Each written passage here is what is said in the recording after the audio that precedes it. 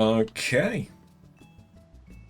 Let's turn the fucking webcam on. Despite the fact that I desperately need to shape this shit. But hey, been a while. I had COVID. So, Neff came home from download. Hey, Patinga, how you doing? Neff came home from download and was immediately feeling like shit because she's a chronic pain girly and just came back from a festival where she was living in a tent and all that crap. So, initially, I thought that I may have caught it from her. Turns out that someone at my work had it. Or has had it as well. So there's actually a decent chance that I got it from my work. Somehow. Don't know how. Could have been from public transport as well on my way to and from work. But yeah, I was very not well. Is the sickness out of our systems? Yes, or at least for the most part. Neff isn't feeling too great today, but I'm not sure if that's just normal Neff not feeling good, or if it's still COVID. For me, it's basically done. Maybe just slight cold symptoms, but nothing that ibuprofen and paracetamol don't fix. But I was very feverish for a couple of days, and just very fatigued and lethargic. Those were the main things that we had. And having a fever sucks at the best of times. But when you're also going through a sort of mini heat wave, yeah, sucks even more.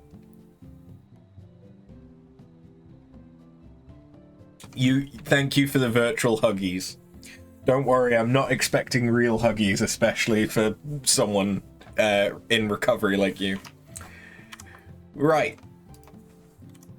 There are quite a few things to go through on Final Fantasy. Because of the amount of time that it's been, and because I was sick, I couldn't stream. Because like the lights would have just given me a headache, but I could still play games. And I was playing games to distract me so that I could get through with stuff. This is also the first stream since the Dawn Trail update. So things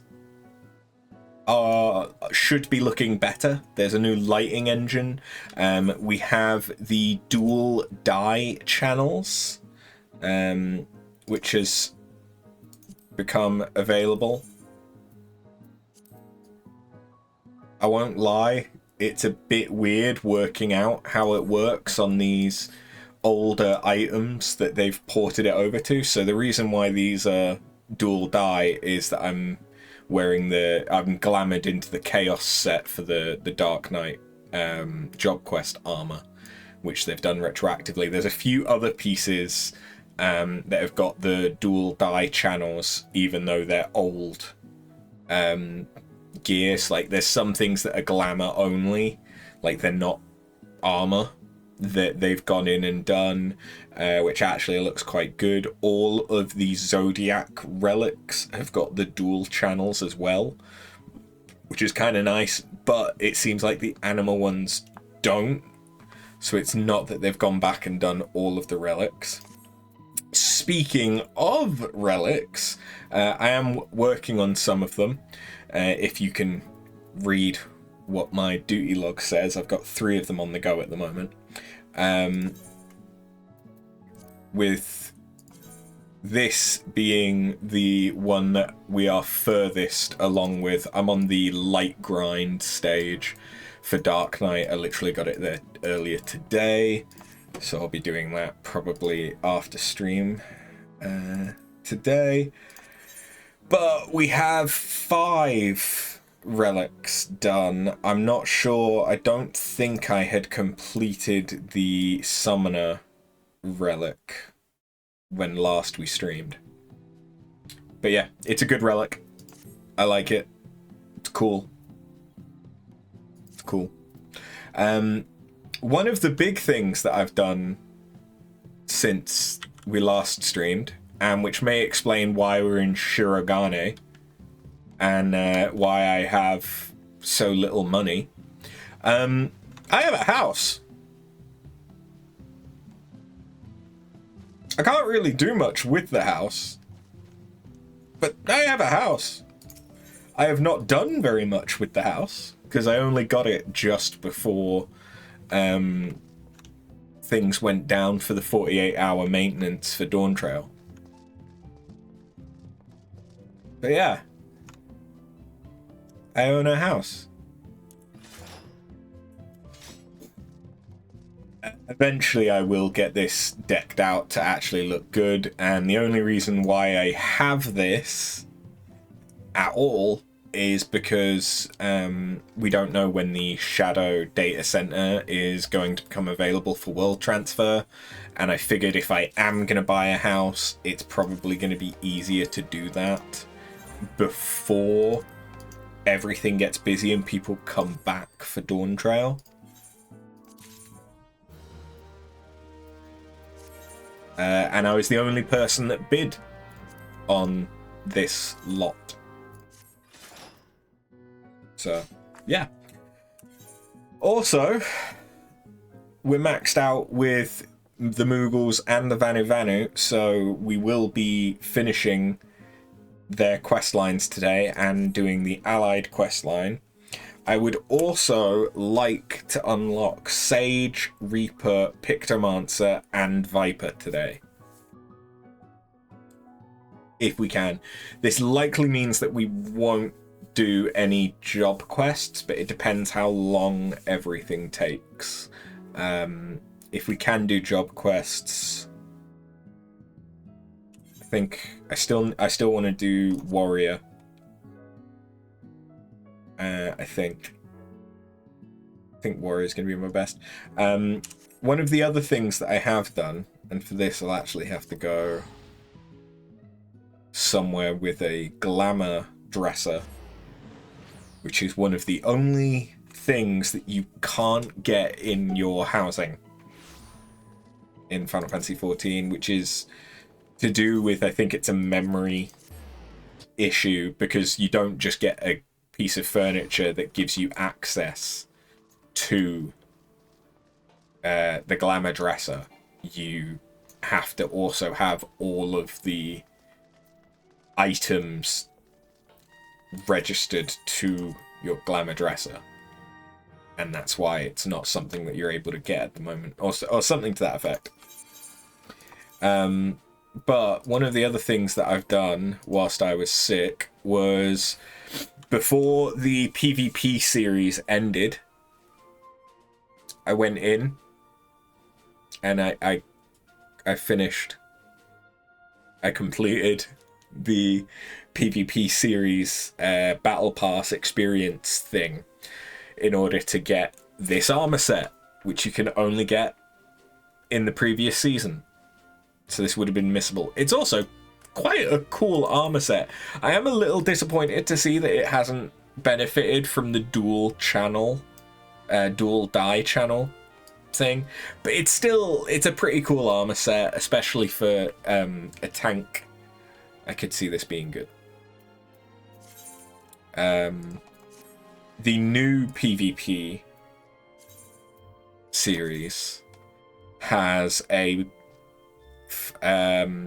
umbrella, some framing kits, a coyote, and then an oppressor mount, which is one of the Alexander bosses.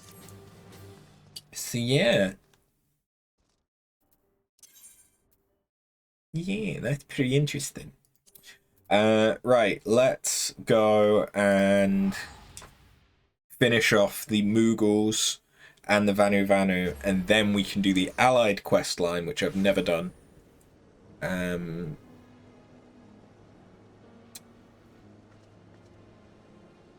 And then we'll focus on unlocking classes. We'll start with Reaper and Sage. And then we can go on. And the main reason that I'm unlocking those is that we've got Scholar and Summoner up to 84 now. Ninja, because I primarily play Ninja in PvP. With all of the PvP matches that I do. Like, Frontlines, especially if you do the Frontlines roulette, gives you really good experience. So I got up to 79 purely from PvP since, I think, early level 70. Oh, this this is something else that they've changed since the Dawn Trail update. So you used to have fashion accessories for glasses. They've now changed it so that it's a new equipable that you can set as part of a gear set. But they're registerable like hair styles or emotes. So you don't actually have to have any space taken up in your armory chest for these. And you can wear them with whatever helmet you may wear. So, like, you also get to choose different colours, so I don't have to worry about dyeing stuff. But, like, I can just have glasses. And these glasses will layer with my helmet, assuming that the helmet allows for that. Which is kind of cool. It's nice to have that extra element. Something else I've noticed is there's now a sway with when you move in flying, which looks really good on stuff like the Lanners. Doesn't look so good on the Regalia.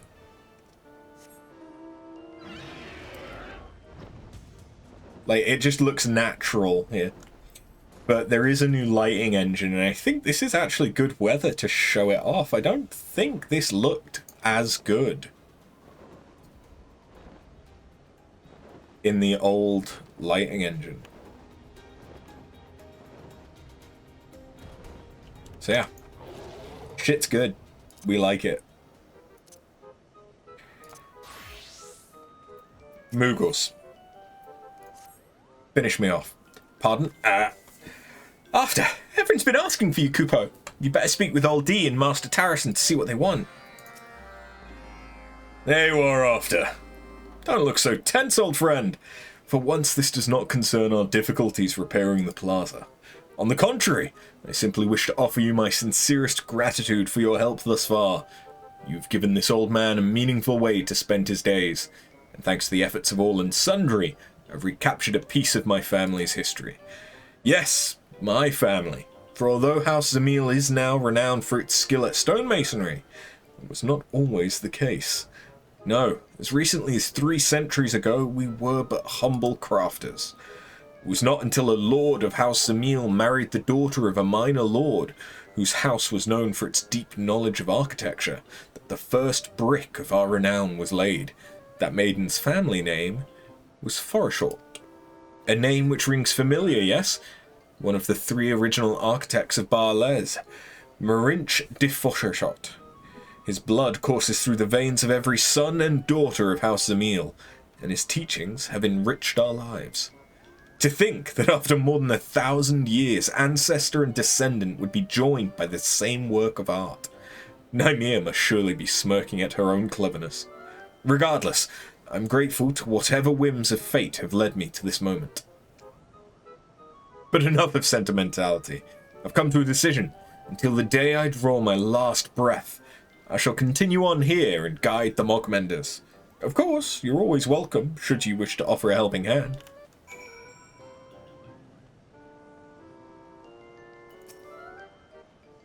After, greetings! Quite the impressive work, wouldn't you agree?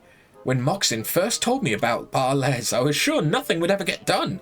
I certainly never dreamed he would go so far as to receive Gull Bursty's praise. If not for you and Tarrison, Moxin would still be caught in trying to avoid work.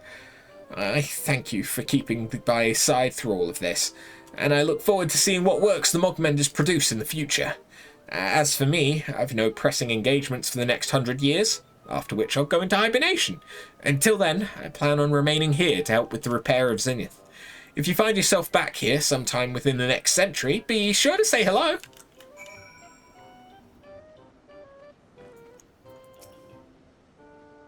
You're back, Kupo. Now that you've heard everyone else's thanks, it's my turn. Thank you. The Mogmenders still have much work ahead, and soon we'll begin repairing Zenith proper. No doubt we'll face difficulties that'll make repairing this plaza look as simple as painting a pebble, but the experience we've gained here will see us through. The Mogmenders will never forget how much you helped us. We'll forever remember the power of will, perseverance, and determination. Of course, if you ever find yourself missing our company, or if you're just in the mood for some honest labour, we'll always welcome you among our ranks, Kupo. That's right, we had already actually done all of the important quests for the Moogles, but that is the last rank up with them, short of the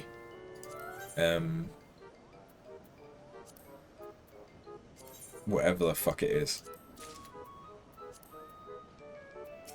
Short of the Allied questline. I don't think they've got anything new for me either. Cool. On to the Vanu Vanu then, which I think will have a little bit more of an involved quest.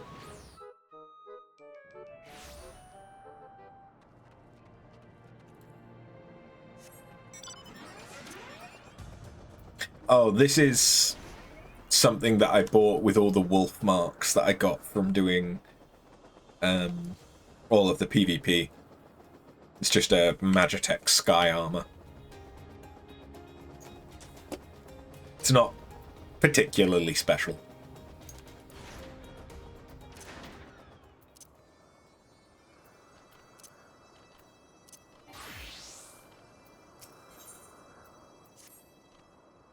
After Okgundunaki thrives more than ever.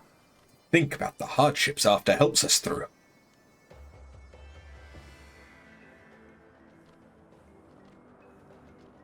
Linu Valley knows and words of wind, but she thanks you from all her heart. After is a sibling born in same nest. Linu Vanu wishes to express thanks to After as well. Go to him. He is eager to share his words.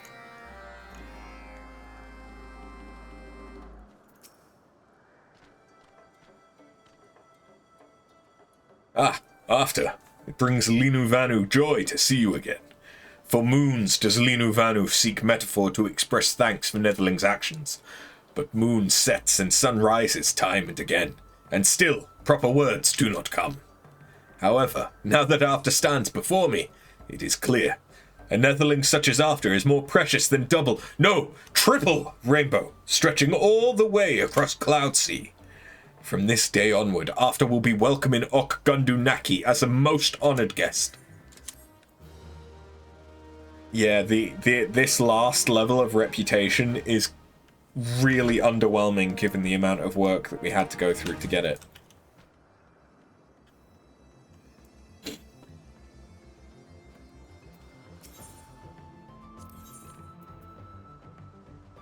But now I can dress up as a Vanu Vanu.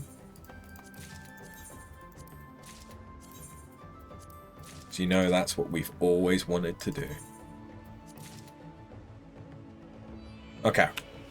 Can you buy anything interesting from you for actual... Oh. I could have bought it with Gil. Kind of wish I'd done that, but oh well. The only reason I wish I'd done that is because then I could use my currency with them to get more of the unidentifiable stuff.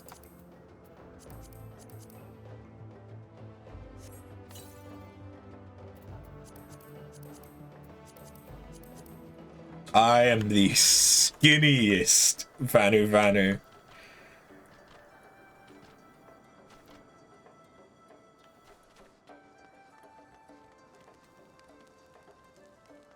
Oh, hey. It's a female Throthgar. Someone's already fanted. To be fair, there is a new quest that gives you another Fantasia. I already have 2. They've also changed how Fantasias work now. So it used to be that you would use the Fantasia, change your appearance, and then once you finalized that change, that was it. You were stuck. Unless you used another Fantasia. Now, you can use the Fantasia, and then for the next hour, you can go back in and change things again. So, what they were finding was a bunch of people using the character creator and the lighting settings in the character creator, then getting into the game world, getting into new lighting, and no longer liking the way that they looked, and Fantasiaing again. So they just cut out the fact and made it so that you could do it, which I think is for the best. Now, where is it going to be? Idleshire for the Allied questline, or is it going to be Foundation? It's going to be one or the other, I'd imagine. But I don't actually know. Maybe not, because Striking Opportunity, that's for Sun, Sea, Sky, or whatever the fuck it is, which is just glorified training dummy. Useful tool to have, but not particularly anything special.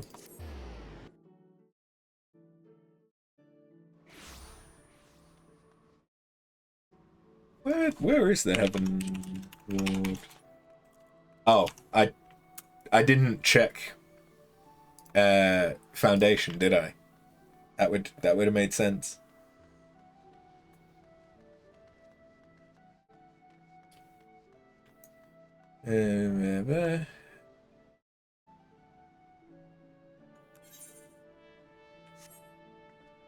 Okay, apparently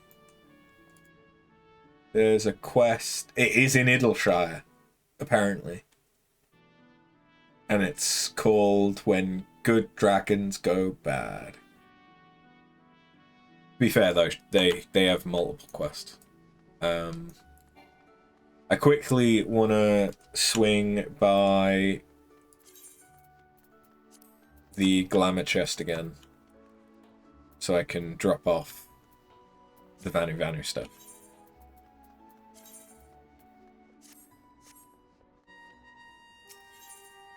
Which would have been easier if I hadn't equipped it.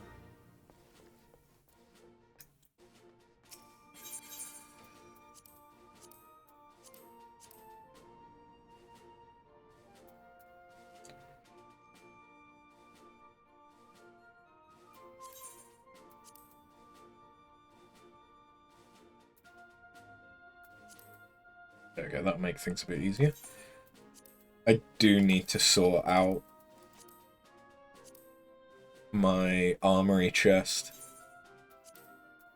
I'll probably need to do that after stream today, given that we're going to be unlocking 4 more jobs, which are each going to have their own set of job equipment that you start with. Okay, back to Idleshire.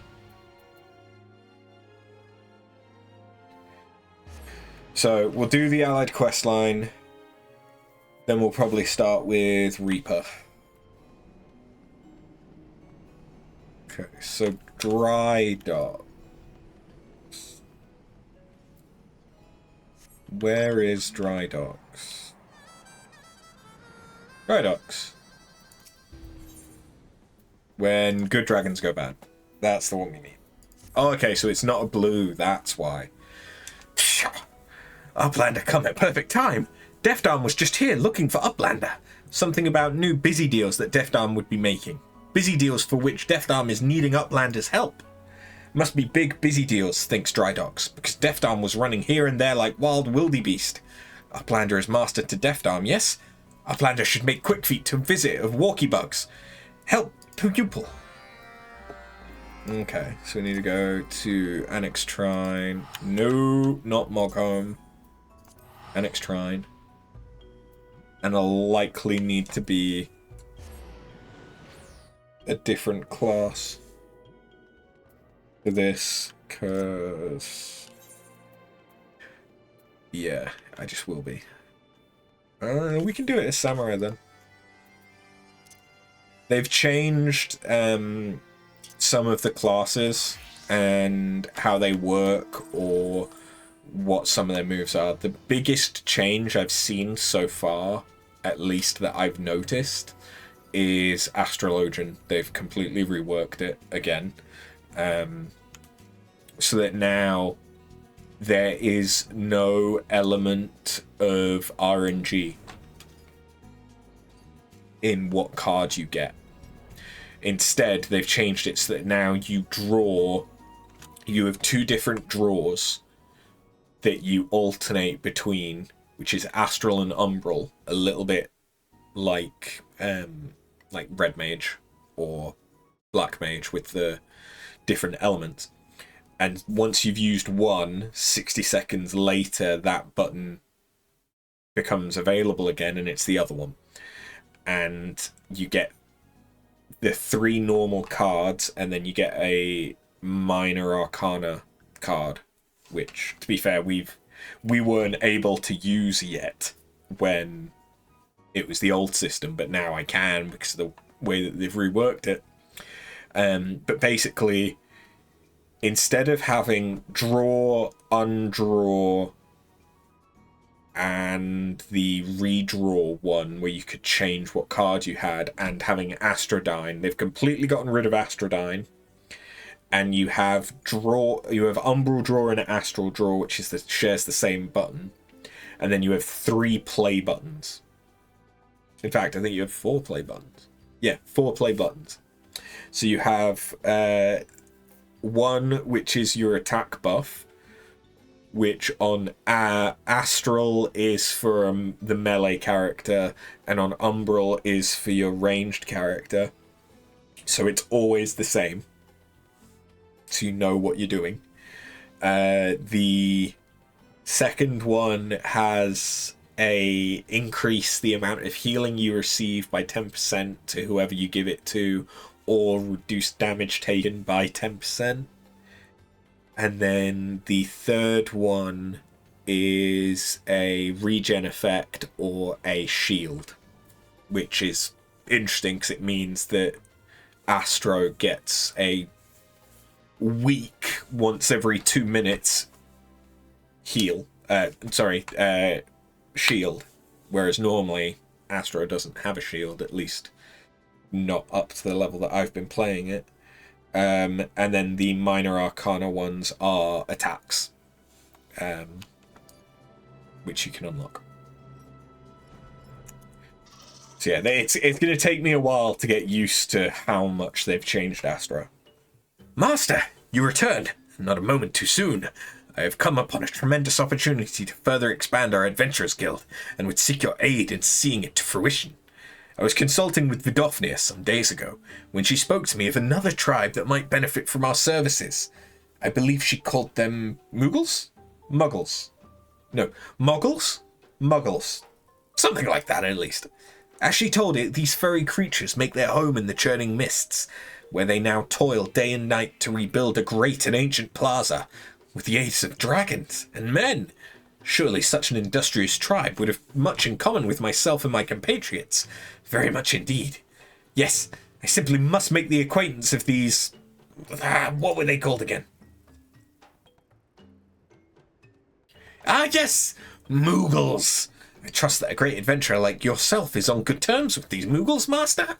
Then you will introduce me to them, yes? 1,000 thank yous, Master. The success of our guild has brought much prosperity to our colony, but a true hero does not rest on his laurels. This is a lesson I have learned from observing you, Master. Yes, one of many. Master and student, striking out on adventure once more. My heart pounds in anticipation. Let us make for the churning mists without delay. I shall race you there.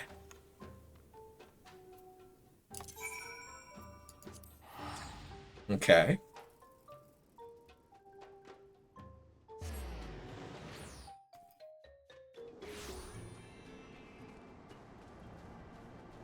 Hey, Defty. I've never been above the clouds before, Master. The sight is simply breathtaking, so breathtaking. That said, these Moogles are curious creatures. How do they stay airborne on such tiny wings? And whatever purpose do those glowing spheres attached to their heads serve? Very curious indeed. At any rate, if they are in need of an adventurer, I'm happy to offer them my aid.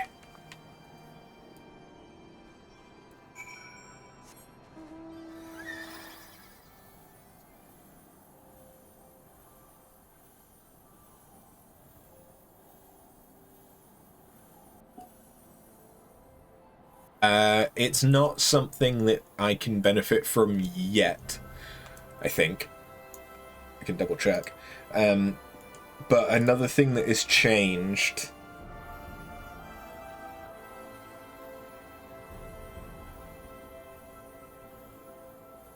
Okay, the world status still isn't available after the maintenance.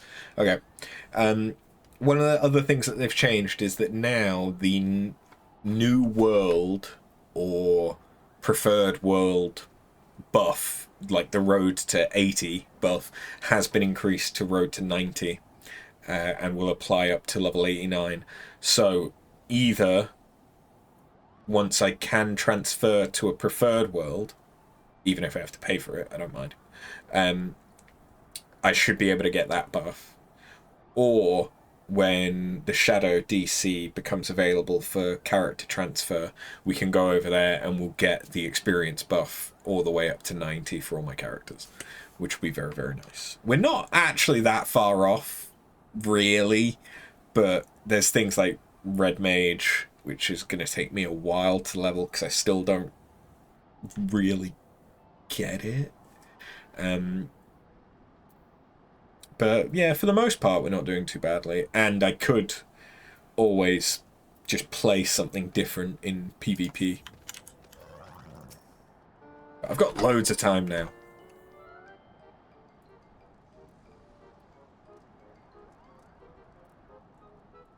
Papa, you've introduced us to a pupil of yours, you say? Thought I was your only pupil. Could it be that I'm not as special as I thought I was, Kupo? Not a pupil in the art of crafting, but of adventure. And like myself, he's not of your kind. Call me confused, but is this pupil of yours can help to lighten our load? I see no reason to refuse his aid, Kupo.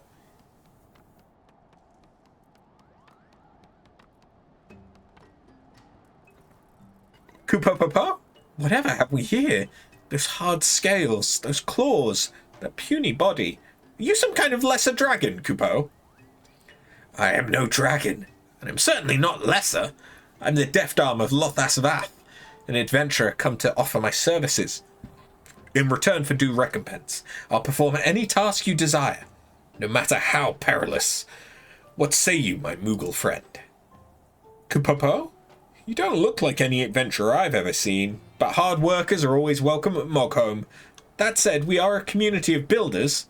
If you lack crafting skill, I feel I can only offer you menial tasks, collecting rubbish, cracking Kupo nuts, etc. It's not a glamorous job, but someone has to do it, Kupo. Collecting... Very well. Consider your Kupo nuts as good as cracked.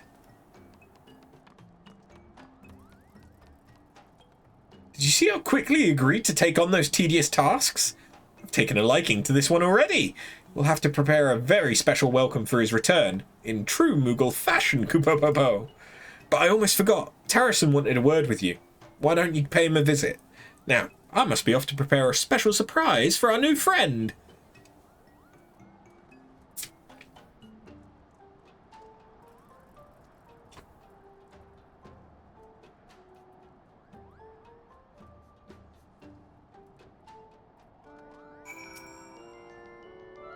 After. 'Tis a pleasure to see you again. I see that it's not merely the Moogles and the dragons who hold you in the highest of esteem. Yes, I knew you were different from the moment I first laid eyes upon you. If you'll indulge this old man once more, there is a small favour I would ask of you as well. It concerns our mutual friend, Aldi. 'Twould seem Gullimbursty has taken him under his tutelage in hopes of teaching him to roar like a mighty dragon, but the little one's efforts have yet to bear fruit. I tried to reason with him. Why, by his own admission, even the greatest of dragons often need 100 years to muster their strength. But the stubborn lad was having none of it. He insisted that he could not afford to wait, for you see, he means to show off his roar to his dear friend Mogzin, and he's recently learned that Moogles are not blessed with the longevity of dragons. He made me promise to keep this a secret from Mogzin, but he said nothing of you. Might you be so kind as to offer him a few words of encouragement? I'm certain they would carry more weight coming from a brave adventurer than a mere artisan such as myself.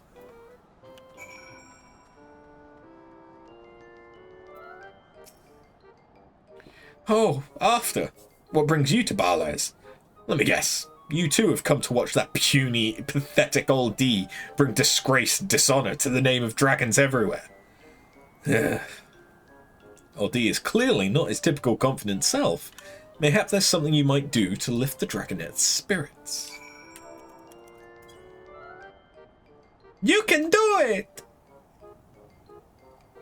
After. But of course you speak true. A proud dragon does not stew and sulk when there is work to be done. Just watch. The next time we meet, my roar will be as mighty as that of Hracefulger himself. I do hope Gullimbursty's not cross with me for running off.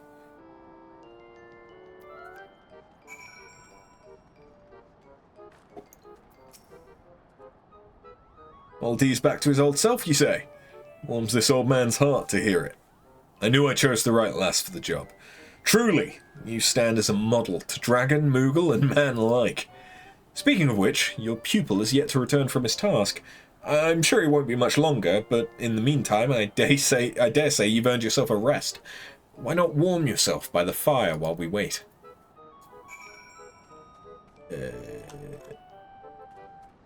Where do you want me to wait? Oh.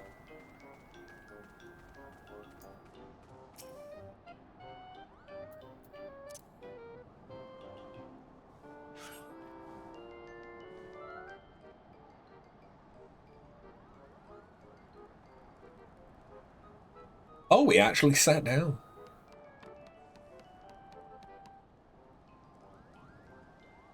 My arms ache fiercely. Very fiercely. Thought I had long since left this shell-breaking busy work behind, but it would seem that only crafters are trusted with important tasks in this place. Do not ask me, mind you, what those important tasks might be. These Moogles spend more time flying about and pulling each other's poms than doing anything resembling actual labour. But forgive me my griping, Master. I'll go report to Master Mogzin.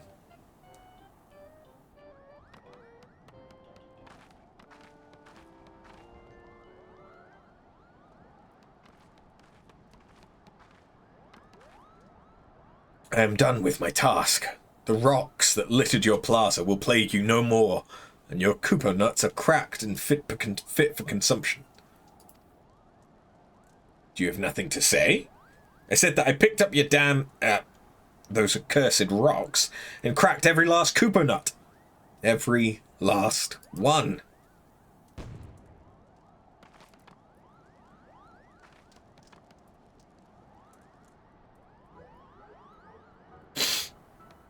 Surprise! Did my oh-so-clever creation fool you? Your exasperated expression tells me that it did, Kupo. I planted the fur hair by hair and added a few tufts of cloud mallow to make the pom float. I dare say it's as lifelike as I am, Kupo. The only difference is the hammer in its hand, but no one notices, Kupo. Yes, I can say without a doubt that this will go down in Moogle history as one of the Mogzin's most prodigious pranks ever. Oh, and good work, by the way. Next time we have some rubbish that needs picking up or Koopa nuts that need cracking, rest assured you'll be the first one we call, Kupo. I've never been so insulted in my life. I toil and trudge from dusk till dawn for you, and you repay me with this mockery? I take umbrage at this. Great umbrage. Whatever's the matter?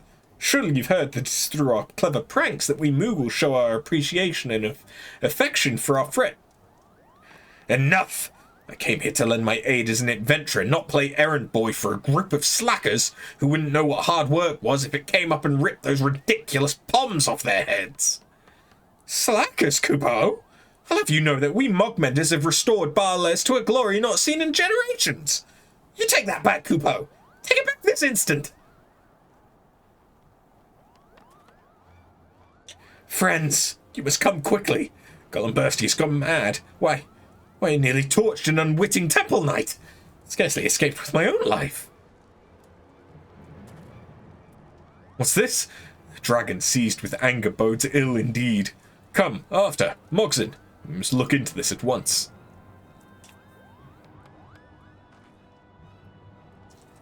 An angry dragon? Aye, but no. The deft arm will not falter. Wherever you go, master, I will follow. Lead the way.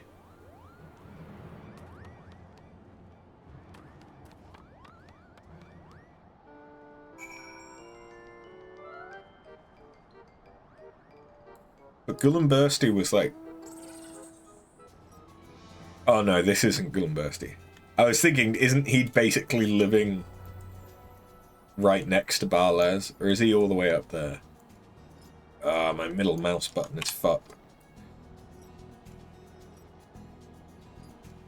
Okay, no, he's just down here.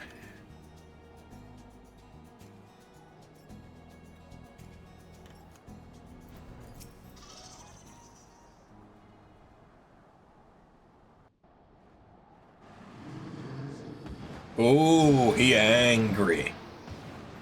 What's the meaning of this, Golumbursty? You promised to keep Barles safe from harm. Now you'd turn against us and our friends, Kupo?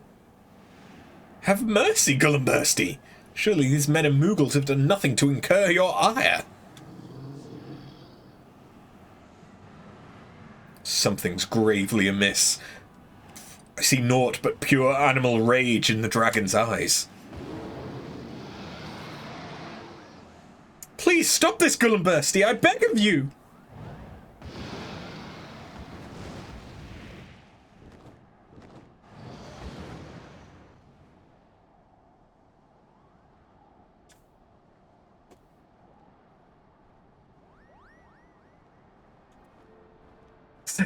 Thank you, my friends. I owe you my life. What in the name of the good king happened here, Kupo? I'm not entirely sure myself. I had just arrived to seek Golumbursty's wisdom concerning the restoration effort, when all of a sudden we were set upon by a masked man brandishing an imposing firearm. Golumbursty was struck by a bullet in the course of the battle, after which the man made a swift retreat. Just when I thought we were safe, the dragon turned upon me with a terrifying gaze and unleashed a mighty roar. Next thing I knew, I was lying right where you found me. Inconceivable! The Golumbursty I know would never act with such mindless savagery. This masked assailant you speak of did something to our friend. I just know it. I'll see that he suffers for his deeds. Calm yourself, oldie. If we put our palms together, we'll get to the bottom of this in no time. Now, why don't the two of us go in search of Golumbursty, Kupo? Not so fast, my dear Mogson. We must tend to this man's wounds, and besides, it would be unwise to dash off without forming a proper plan of attack. Let us return to Barles for the moment, and consider our next course of action with due care.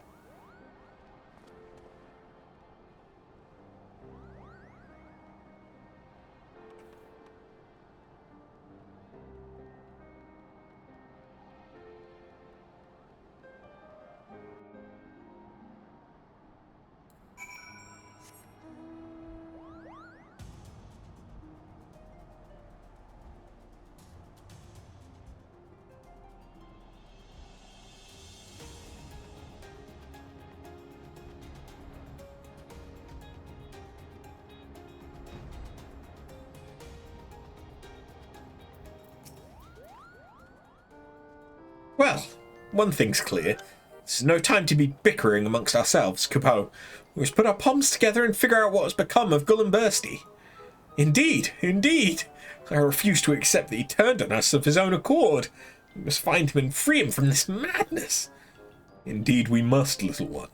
And yet we must also find out precisely what fate has befallen our friend, and what we might do to cure him, lest any future encounters prove perilous indeed. I believe our first course of action would be to track down this masked assailant, that we might ascertain the truth behind all that has transpired. Wise counsel indeed, and yet that sounds like a positively perilous proposition in its own right, Kupo. Who might we know that would be up to the task? How about the deft arm right next to you? After, I would beseech the aid of you and your deft-armed disciple, Kupo. Pray, pursue this masked marauder and find out the truth behind the madness that has taken Gulumbursti. Now this is a task worthy of an adventurer. Mark my words, my Moogle friend. Master and I will track down this mysterious and dangerous foe. 1,000 thank yous, Kupo. Might I suggest that you start by asking around here in Barles. Perhaps some of them have heard or seen something of the man we seek. As for myself and Old D, we'll see what we might learn about Gulumbursti's current whereabouts. Tarrison, might I trouble you to watch over the plaza while we are away? You would suggest that a greybeard like myself can offer naught else to your cause. But I jest. Rest assured that you will find not a single stone out of place on your return. Go in safety, friend Mogson.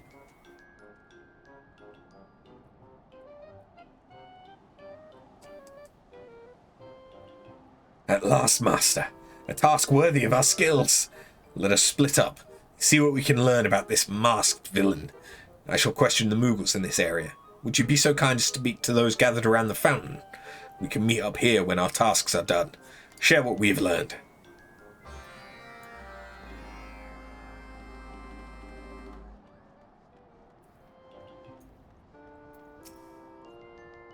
Did I see a masked man, you say? Did I ever, Kupo?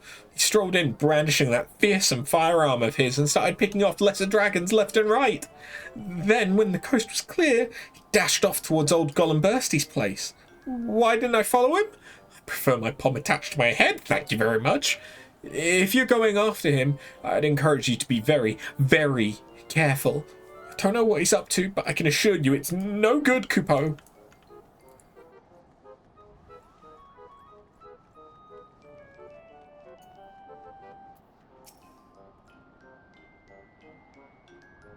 Masked man.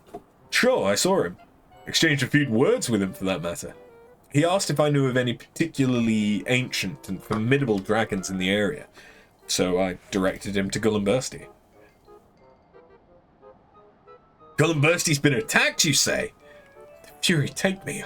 I do hope that wasn't my fault.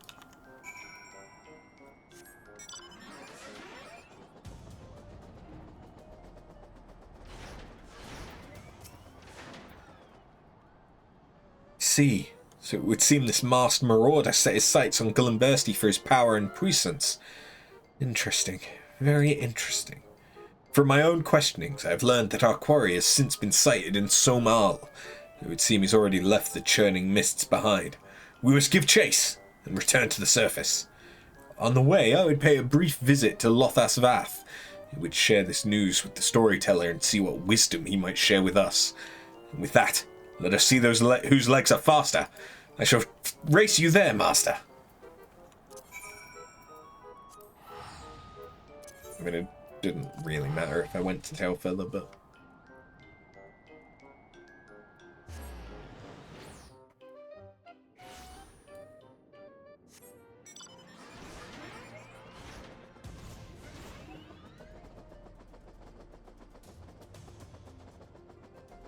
It's not the same guy from the Realm Reborn one. The Makoto. I forget what... Did he use guns?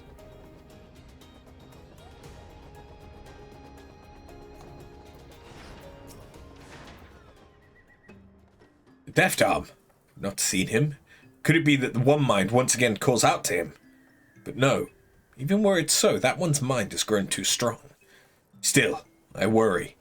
Pray, find him, but our minds may rest easy. Ah, yeah. So here you're going to see the banking.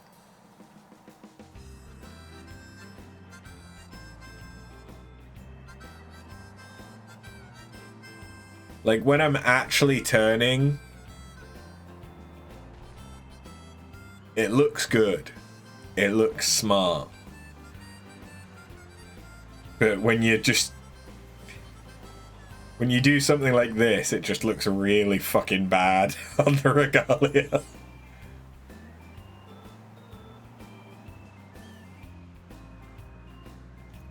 Oh, hey, Drydox. Forgive me, Master. On my way to Lothas of Ath, I found Drydox here in distress, surrounded by the One Mind. I did only what any adventurer would do, what any adventurer must do. Drydox was hunting for Nanka eggs when walkie bugs calling themselves the One Mind sneaky stepped up from behind, started shooting their shooty sticks. Deft Arm Cave saved Drydox from becoming holy cheese. There was something strange about these One Mind, Master. They were not the One Mind I know. The One Mind you two have seen. They strike with perfect precision, but these ones, they set upon us with a savage and almost uncontrollable rage. Strange. Very strange. Now that Deft Arm mentions it, Drydox heard sounds before Walkie Bug's attack. It went boom, but it was not the boom of Walkie Bug's shooty stick. No, it was much, much scarier. Drydox heard it from Forest as well. Did you hear that, Master? There can be no doubt of it. Our quarry is up to something here as well. We must make for the forest. To Tailfeather. Worry not. I'll tell the storyteller that we are safe from harm. Please, go visit Masayoshi and see if all is well. I'll join you, with all speed. Deft Arm looks as happy as Drydox does when she finds a trove of Nanka eggs. Drydox is happy for Deft Arm, but worries for his safety. Uplander will be careful too, yes?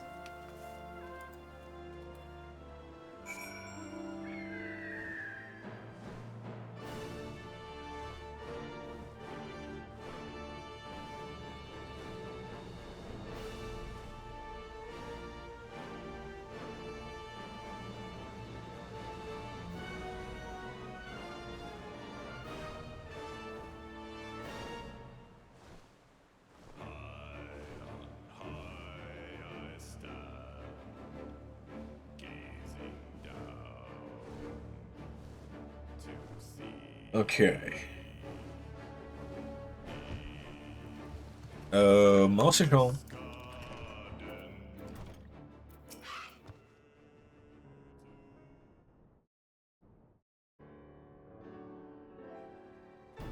Oh, look who's back. What brings you to Tailfeather, my friend? That Deft Arm got you on another wild chocobo chase, I reckon.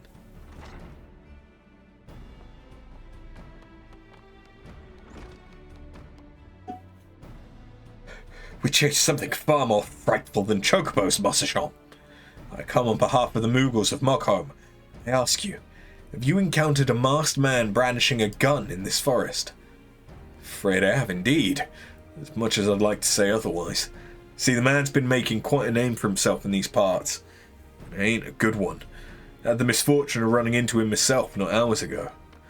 He came here, you say? Where did he go? You must tell us, Masayoshi. I must know. Listen to me, Deft Arm, and listen well. If you know what's good for you, you'll walk out of here the way you came and forget anything and everything you ever heard or saw about that man. The man you're after is an adventurer, but not one of the nice ones like your master here. Aye, he's nothing short of the most ruthless assassins our realm has ever seen. A cold-blooded killer who's never met a job too dirty or dangerous for his liking, nor one he's failed to carry out with lethal perfection. The adventurer, you say? Why, who better to pursue this man than Master and myself? Yes, this is our duty, our calling.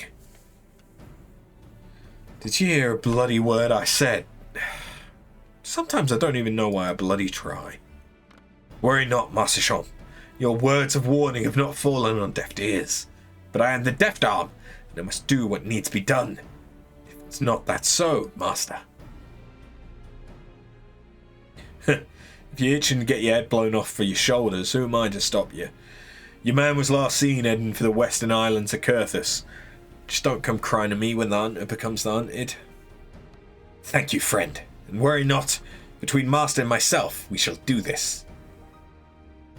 Mind you, Master, I do not wish to rely overmuch on your aid. I accepted this job from the Moogles, and I intend to see it done with my own hand. That said, I would ask you to accompany me for moral support. You understand, yes? Excellent. And with that, let's be off to Kurthus. Perhaps our friend Jantalot will have some news of us. Or news for us. Speaking is hard.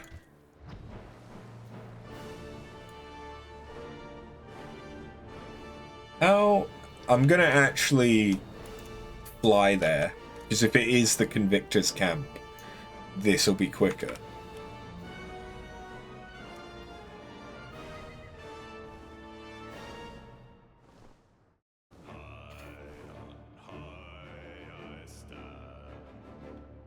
Good news is, I think there's only 2 more quests after we hand this one in.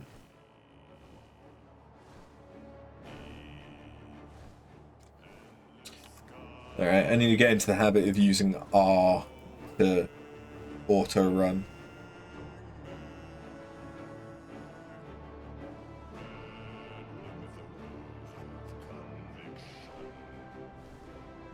I probably need a new mouse.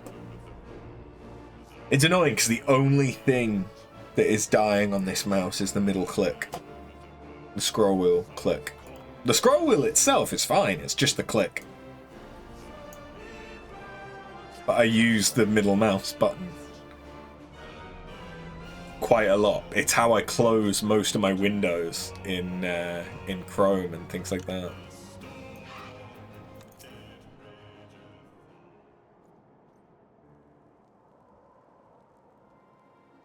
Ah, 'tis you. Forgive me, but a pressing matter requires my undivided attention at the moment. If you need something of me, pray, return on the morrow. Please listen, Jantalot. For a pressing matter requires our attention as well. Yes, very pressing. On behalf of the Moogles of Mogholm, we've come to Kurthus in pursuit of a certain adventurer. He wears a mask on his face and wields a pistol in his hand. Perhaps you've seen such a man. Seen him, you say? I caught a glimpse. I arrived just in time to see him nigh blast the head off one of my loyal men before commandeering our brand new mana cutter and flying off into the fury knows where. You'll forgive me if I'm somewhat on edge. We scrimped and saved what little coin we could muster and waited months on end until this vessel was available, only to see it spirited away from us that selfsame day. All while I could do nothing but look on like a helpless half-wit. At least I emerged from the episode unscathed, which is more than I can say for my subordinate. Serves him right, though. Mayhap when his wounds heal, he'll think twice before picking a fight with a hardened criminal in a Calum tree wine-induced stupor. You heard me right. Ridiculous mask or no, that man isn't to be trifled with. I know not how well these Moogles are paying you, but I highly doubt that the reward is worth your life. It's not a matter of coin, but of trust and duty. What is an adventurer worth if his words count for nothing? Nothing, I say! Yes, Deft Arm will see this job done. Tell me, which way did the masked man go? You have spirit, I'll give you that. Adventuring sounds to be a thankless job, but I wish you the best in it. Your man and my mana cutter were last sighted headed for the Sea of Clouds. Do try to stay alive, won't you? Thank you, my friend. Worry not for me. Deft Arm has the courage and conviction of 100 of your men. We will see this merciless marauder brought to justice. You don't suppose this masked man truly is as dangerous as our friends suggest, do you, Master? Cannot help but feel like they are underestimating our abilities.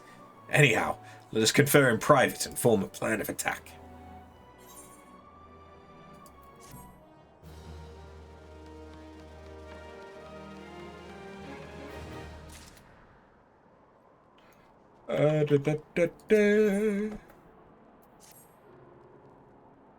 What say you, Master? Reaching Sea of Clouds is as simple as travelling northeast and hopping on back of a Kongamato. But wherever should we go from there? Is there anyone in distant land that might aid us in our quest? The Vanu? Of the island of Okgundu Naki? These names and sounds are unfamiliar to me. To have won the trust and friendship of a tribe I have not so much have heard of, let alone seen. Once again, I'm beside myself with admiration. As your devoted pupil, I'm eager to earn their trust as well. To the Sea of Clouds, Master! I shall race you there.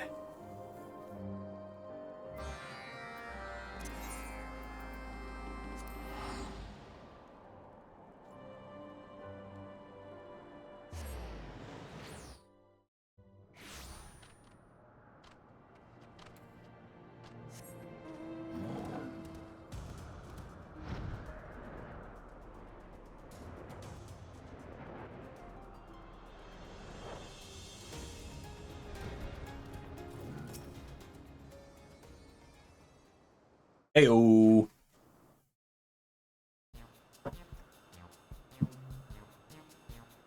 Oh god, they've captured him. Master, you must save me. I just arrived on these shores when these monstrous bird creatures captured me. I think they mean to eat me. You honor us with your return after. We will celebrate your arrival with great feast. Look here. Funny Wamura Kampa stumbles into our trap like clumsy Pizer falling into sinkhole. Strange one it is, but surely tasty. Bring shell cracker. Linuvanu shall knead its meat into specialty cat's foot chew.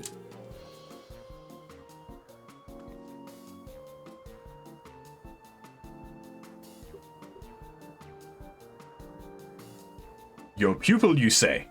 Ah, forgive me. Linuvanu owes you apologies as innumerable as the stars in the night sky. Release the Nethering's bite-sized friend at once.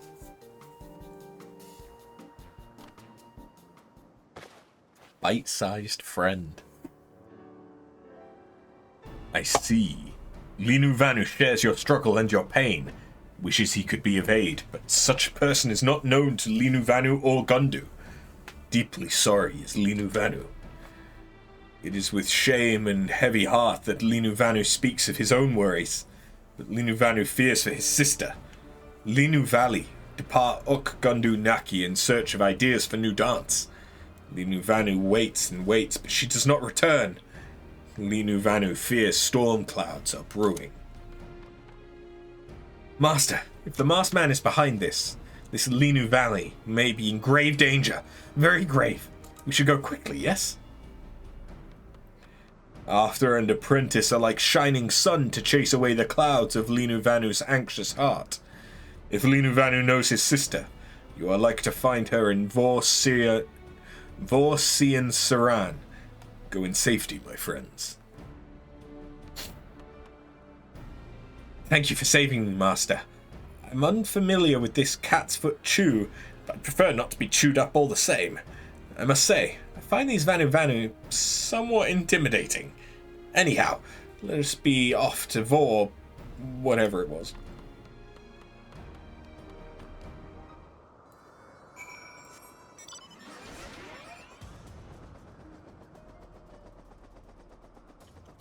Okay. It's just muscle memory to use the middle mouse click for auto run, but it don't wanna work.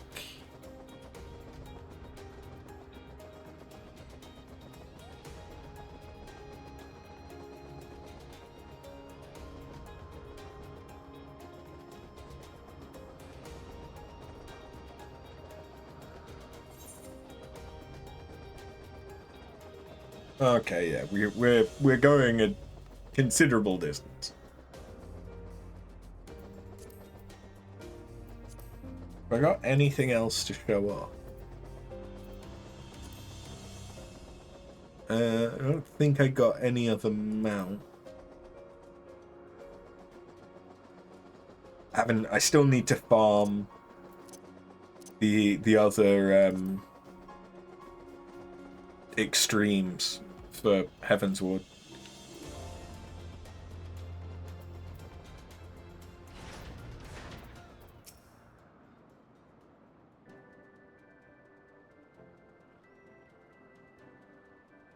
After, your presence is ever like a gentle breeze on a summer's day. Whatever brings you back to the home of the Vanu Vanu.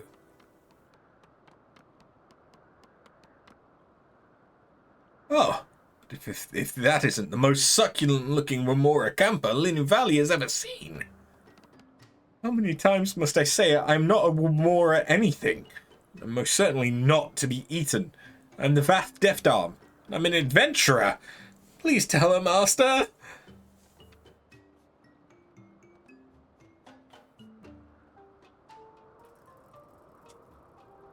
A thousand pardons, friend Defdarm. Linu Valley's nose was deceived by your most inviting aroma. Do not worry. You are safe with Linu Valley. That said, I fear I've seen and heard nothing of this masked man of whom you speak. Linu Valley does not mean to cause brother to worry. Linu Valley simply came here to practice her new dance. Linu Valley would show you it, but she fears that there is not much yet to be worthy of showing. But of course, surely you've encountered a new dance in your travels after. A dance unlike any seen by Gundu or your kind. If you know such a dance, pray, show it to Linu Valley. It might be as a lightning bolt of inspiration. Is it going to be the Moogle one? Given that we get that. No, it's just dance. It's just the shittest dance ever. No, those motions do not move, Linu Valley. Surely you've seen a more exotic dance, one the likes of which no Gundu has ever seen. Okay. Let's get into Moogle dance.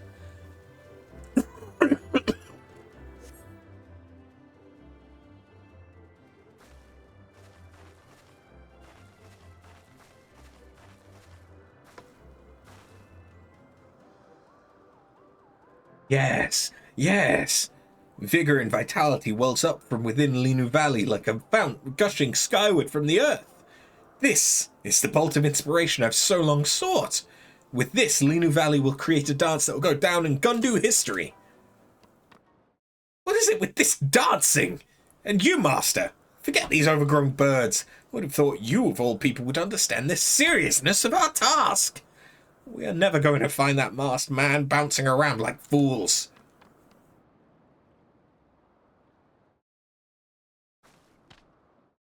Thousand pardons, friend. Neither after nor Linu Valley mean to offend. We sympathize with your plight, but pray understand. To we Vanu, dance is not foolishness, oh no. It's an act as sacred as life and death. If it does not help you in your quest, Linu Valley is sorry. And yet... Master, over there. Cannot believe I'm saying this, but if my eyes see true, that is...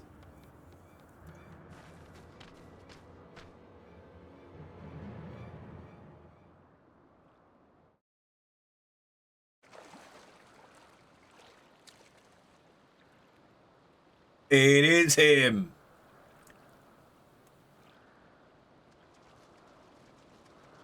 And he's naked again.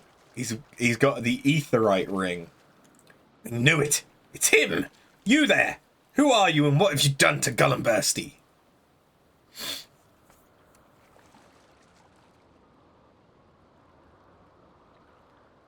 Can a man not enjoy a bath in peace?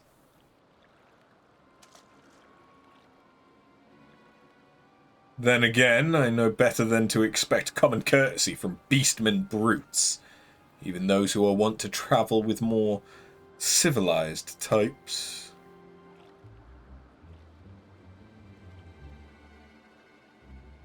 Well, now there's a face I never thought I'd see again. Though I suppose you would say the name of Nazagab, wouldn't you, old friend? Mayhap you come to thrill and delight me, for old time's sake. I asked you a question, vile rogue. What did you do to the dragon Gullenbursty? You give me an answer, or I, the deft arm, will beat one out of you. A brute and a beast you may be, but you have spirit. If you did not repulse me so, I might almost like you. Here's your answer. I did my job, and nothing more. A simple task, to scour churning mists for a mighty dragon and pierce his scales with a single bullet. A bullet that would warp his mind and twist his heart, destroying any semblance of the noble creature he once was, until all that remained was a brute consumed with pure animal rage. A beautiful thing, is it not? What? What madness is this? The heart of others are not yours to control. Curious words coming from one of your kind. Go back to your hive, Nath. You were never meant to possess a mind of your own. You know nothing of me. I am the Vath Deafdarm, an adventurer just like the master who trained me. I have tracked you, I have found you, and I will see you answer for your deeds.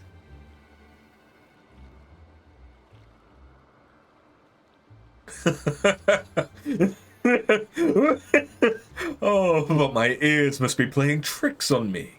For a moment there, I thought I heard the witless antling say he was an adventurer.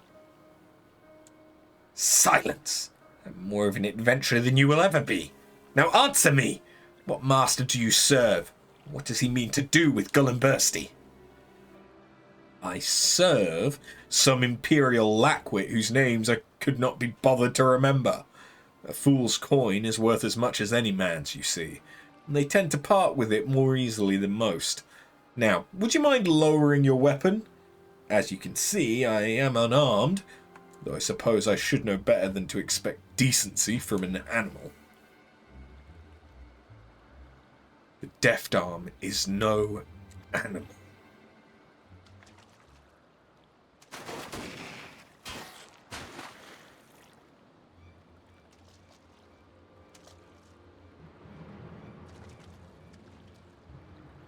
All too easy. Didn't your master teach you not to trust me? You do not fight with honor! You're a quick learner. They're not quick enough. Now, we know what this can do to a dragon. Wonder what it might do to a Nath.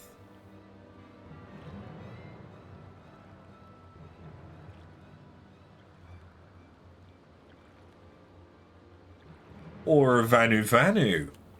Or even... Oh, yeah. No! Leave my friends alone, or I will rend the flesh from your bones! Yes, yes! Let me taste your fear and your hatred, your rage and despair. Despise me, abhor me, delight me.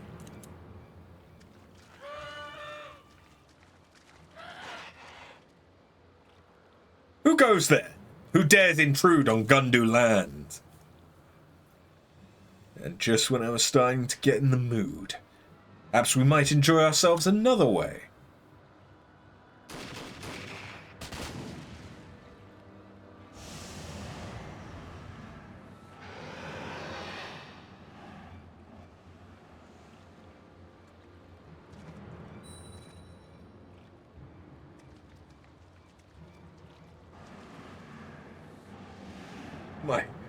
My head, my body, my arms, they...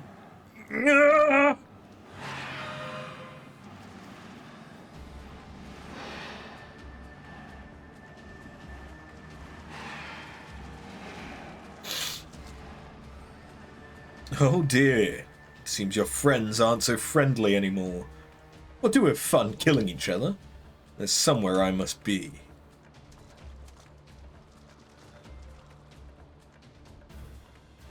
Quickly after, join Linu Valley. Together, we will dance them away. I don't know if the dance is going to do anything against them.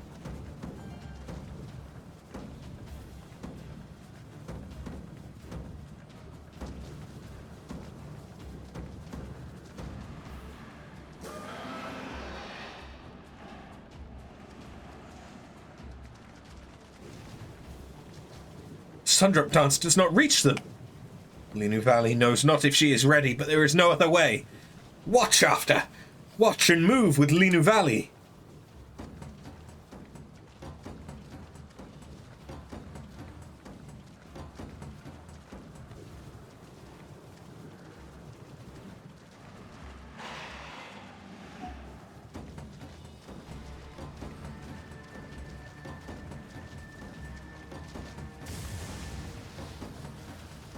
I mean, I prefer it to the Sundrop dance.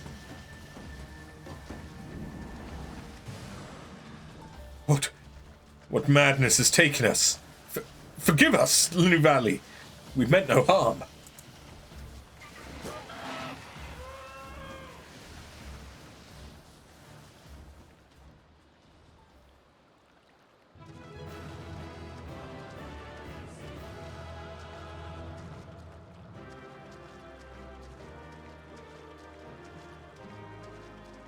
Deft Arm looks so confused.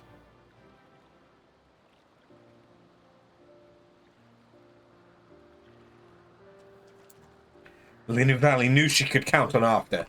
Even without practice, After's motions match Linu Valley in perfect harmony, like we are sisters from the same nest. After and Linu Valley, Netherling and Gundu, dance as one. Different beings we are, but together we lift each other to new heights and shine radiant light through the darkness. In honor of this, Linu Valley would name her new dance Moonlit Dance. Fine name, would you agree?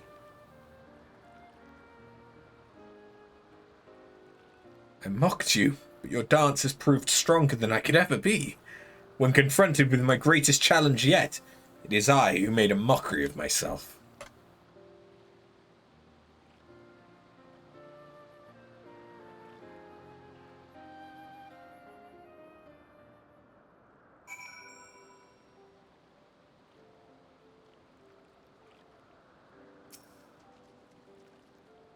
Forgive me, Master.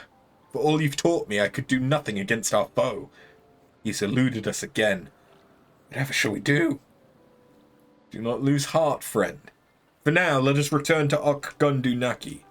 Brother is surely worried for us, and Linu Valley would put his mind at his heart at ease.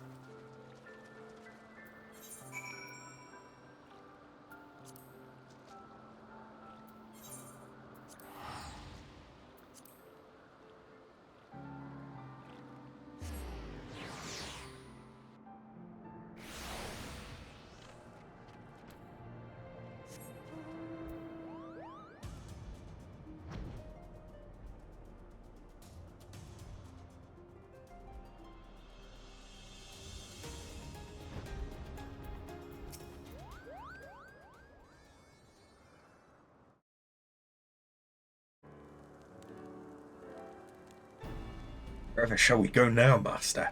Shall we go after that masked man? Perhaps we might begin by tracking down the master he serves. Or perhaps we should return to Mogholm and share what we've learnt with Master Mogzin?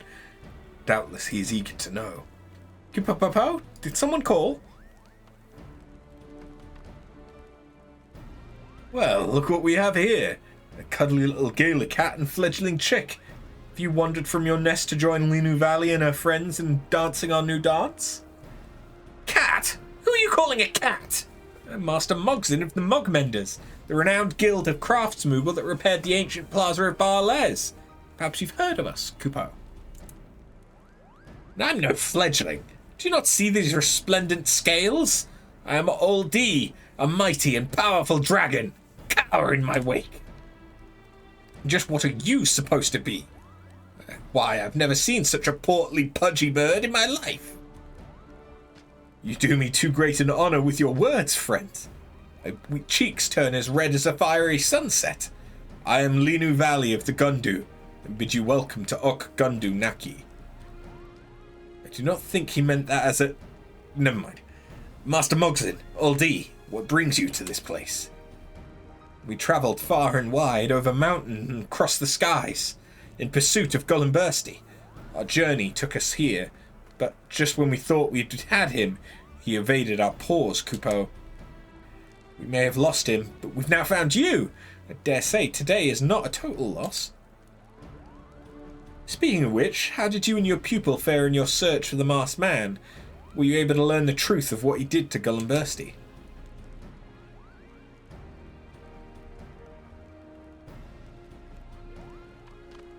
A weapon that can twist and warp the hearts of dragons and beasts? What a positively frightful proposition. The mere thought of it makes the fur on my back stand on end, Kupo. We did catch up with Gullenbursty, but he was even less receptive to our words than before. He only let out a mighty roar, then soared off to the northeastern skies in a rage. It was almost as if something were calling him there. As much as it pains me to say it, I fear he may be gone for good, Kupo. Preposterous! Gullenbursty was a kind and noble a dragon as I've ever known. Surely there's a way to reach him and restore him to his senses. I must agree with old D. Saw it with my own eyes, I did. When Master and Linu Valley danced together, the rage of the mad Gundu was quick to subside. Yes, Linu Valley swears this is true. As dance can reach the hearts of us Vanu Vanu, surely there's a way to call out to your dragon friend too. That's right. I know not yet what it might be, but we must try. Gullenbursty was clearly being summoned to some strange land by that masked man's vile master. We must set out to the northeast and hurry to his side. Wait, friend. You do know what lies northeast of here, yes? It is Azizla, the land of nightmares where all Vanu are forbidden to tread. It is with great shame that Linu Valley says she can accompany you no further, and after all After has done for Linu Valley. Think nothing of it, nothing at all. This was a task for Master and I from the beginning, and Master and I will see it done. Is that not right, Master? Such powerful words, Kupo. I have the utmost confidence in you. And with that, I do believe I'll be heading back to Mogholm. My hammer is made for crafting, not fighting, after all. You're going home? What foolishness is this? You care for your friend Gullenbursty, do you not? Surely there is some way you could be of service without fighting. Any way at all. That's right, Mogzin. I thought you were a friend to dragons, to Gullenbursty, and to me. I am sorry, but you'll be better off without me. You must believe me, Kupo.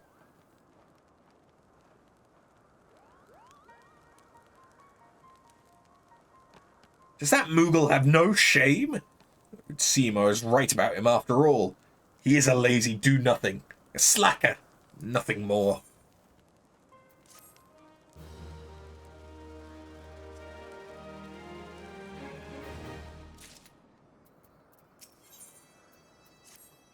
This should be the last quest.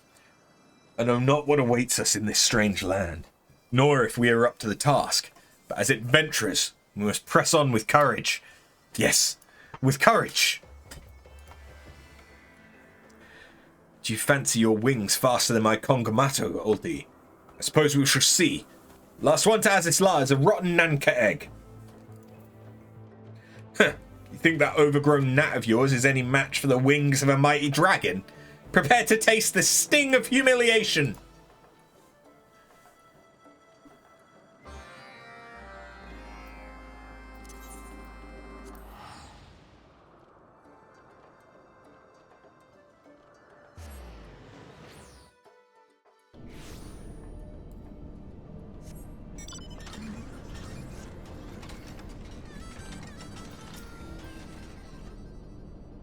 An island made of metal and machinery. It is strange to me, Master. Very strange. However, are we to find Gullenbursty in such curious and forbidding environs? Worry not, my fearful, faint-hearted friend. This land may be unfamiliar to you, but not to me and my kind. Yes, I can feel the presence of mighty dragons all around us. We need only stop one and ask politely if they've seen aught of Gullenbursty. Surely they would not be adverse to lending a fellow dragon their wisdom. You're fortunate indeed that I have accompanied you here, are you not? Yes, I dare say you are.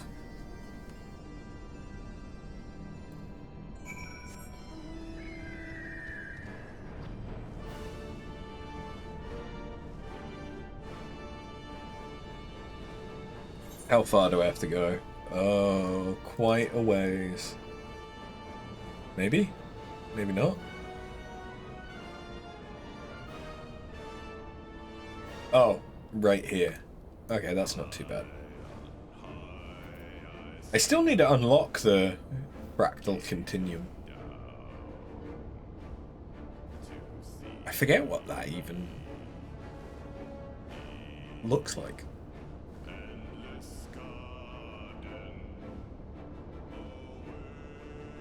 I know that I've done it before, but I can't remember what that dungeon is like.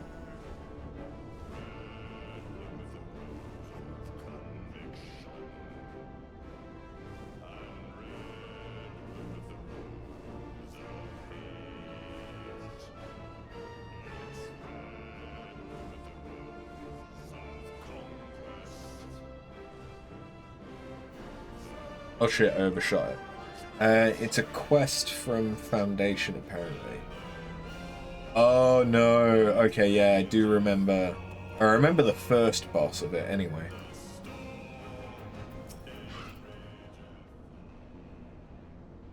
What's the meaning of this? My fellow dragons turn upon us one after the next without listening to a word I have to say. It's as if they've all been driven mad, like poor Gullenbursty. Is there no dragon in this land who will listen to reason? I can think of one. But of course, Tiamat! Why did I not think of this myself? Yes, I understand about her torment and all, but I'm sure she'll not be averse to helping a future mighty dragon such as myself. Let us be off.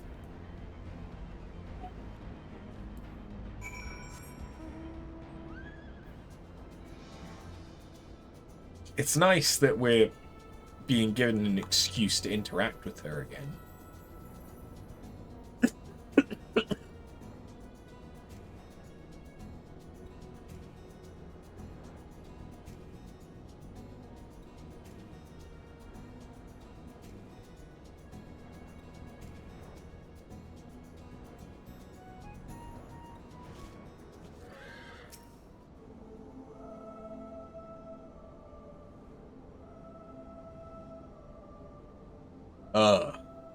Child who doth walk with my father, what bringeth thee and thine back to my forsaken abode?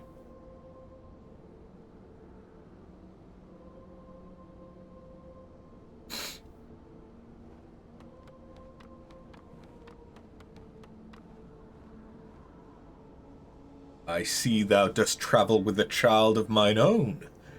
Speak, child, what dost thou seek? To visit me in my lair of desolation and woe. O great mother of dragons, many a tale of your suffering and sacrifice have I heard from my friend After here. I understand your agony and woe, truly I do, and I will let you return to your torment. But my friends and I were just wondering, might a dragon by the name of Gullenbursty come this way?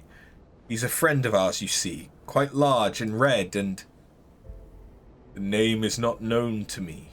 But yes, my child, I have seen thy friend.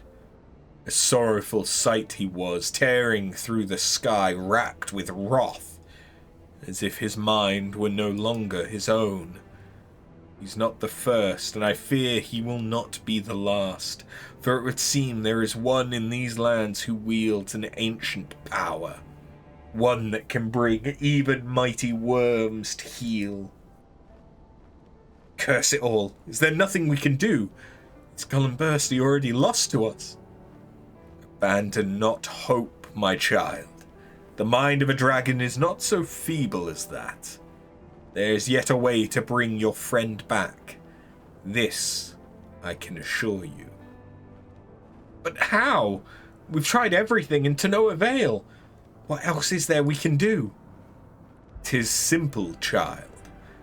Thou needest but call out to him with a roar summoned from the very depths of thine heart. That, and that alone, will stir your friend's heart, and return him to that which he once was. But wait, I see. When we last saw Gullenbursty, I called out to him with words, but mere words could not reach him. Thou dost see true. Tarry not in this den of woe, but fly swiftly to the floating island that lies northeast of here, and to thy friend's side. Free him from his misery. and leave me to mine own.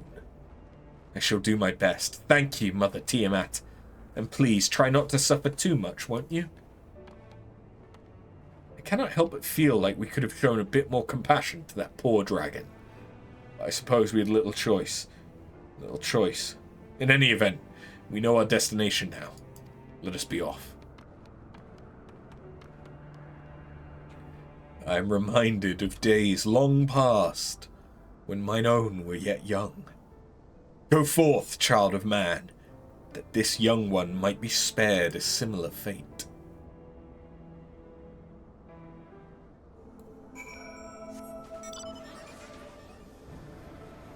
So long, bish!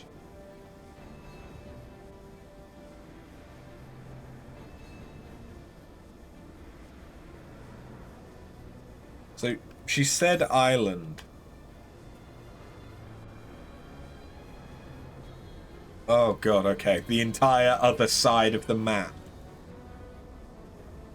Fuck me, okay.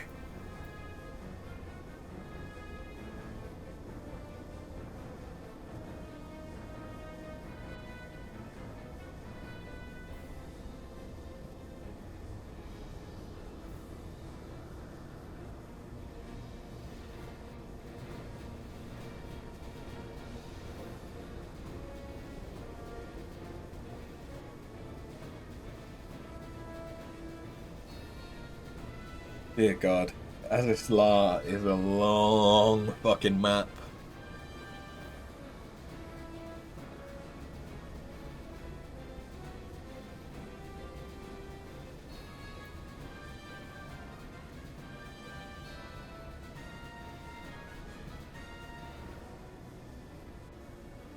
I say that like the Stormblood zones aren't also massive.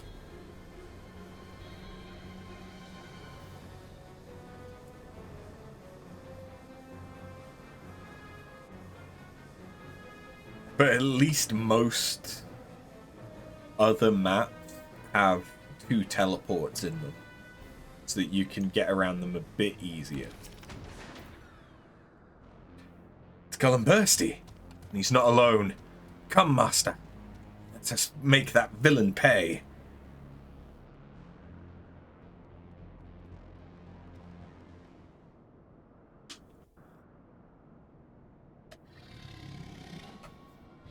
Ah, he's so sleepy. Who the fuck are you? That's elegant technology for you. One clean shot and even a mighty dragon can be brought to heel. Now we need only fit this Neuralink about his neck, and he'll be my loyal dog, ever at my beck and call. Okay, he's trying to do what they did to Twintania. Then the fools at the Academy will know. They will gasp in awe, then hang their heads in shame and chagrin until they die. They will rue the day they underestimated Drusus Mal Serranus.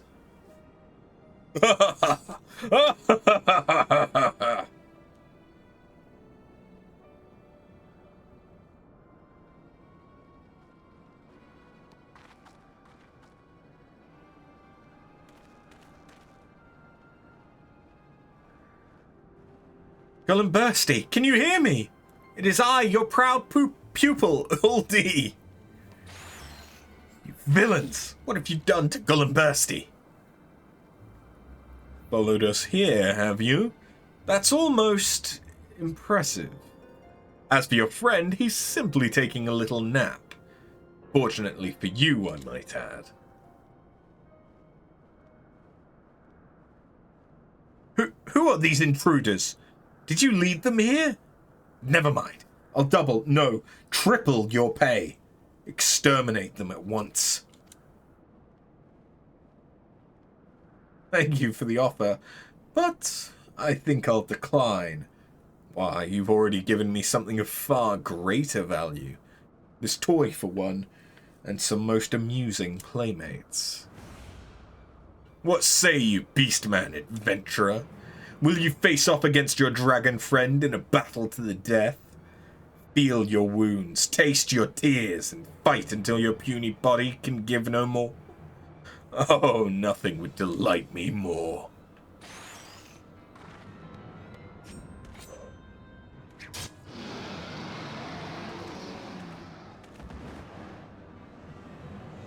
What do you think you're doing? Hand over my bracelets. Without it, I...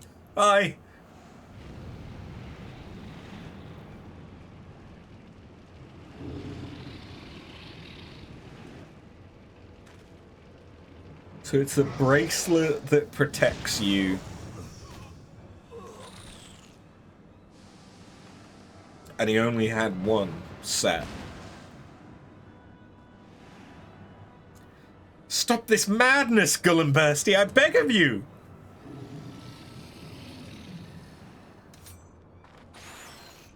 Stay your hand, Master. There's still good in him.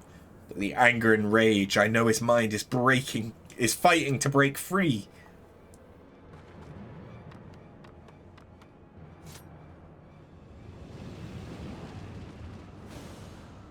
Gullenbursty, please! You must listen to me!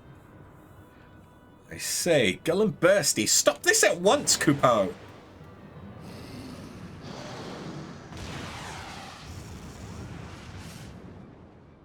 That wasn't the hammer.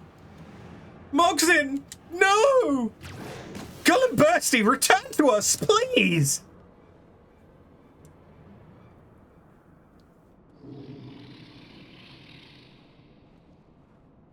What is this place? Gullenbursty, thank the heavens, and it was my roar that brought him back. Yet Mogzin, say it's not so.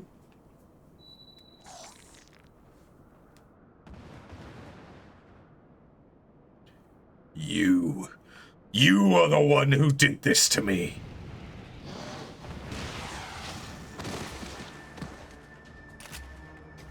Huh. I'm just as happy to do it again. Nuh-uh. Not if we have anything to say about it. Right, my friends? Curses.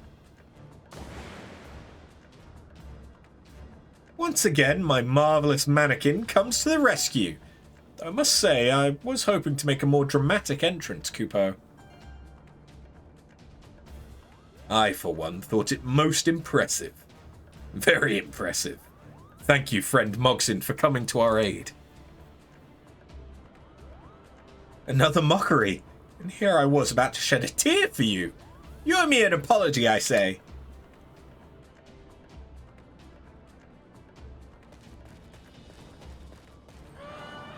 Oh, hey.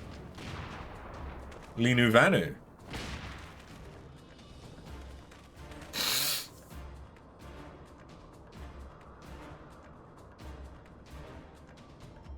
Forgive me, my friends. I did much thinking, and while the importance of tradition cannot be ignored, I could not very well send my truest friends into the eye of the storm alone.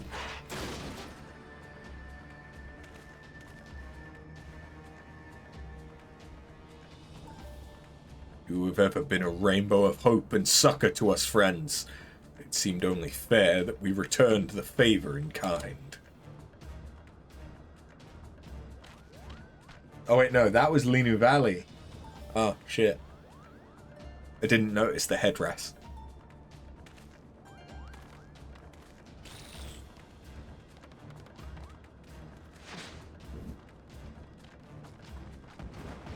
The mana cutter.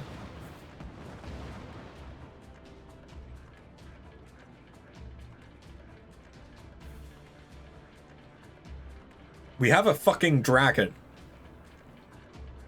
For a gaggle of brutes, you've been a most entertaining dispersion. Enjoy your victory, short-lived as it may be, for I shall return. You can be sure I will not forget this day.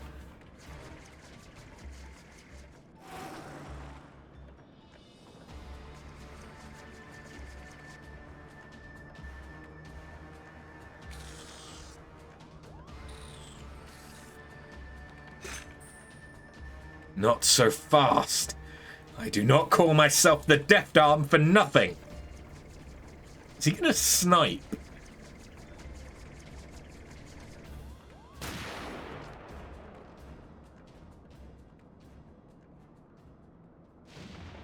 God damn.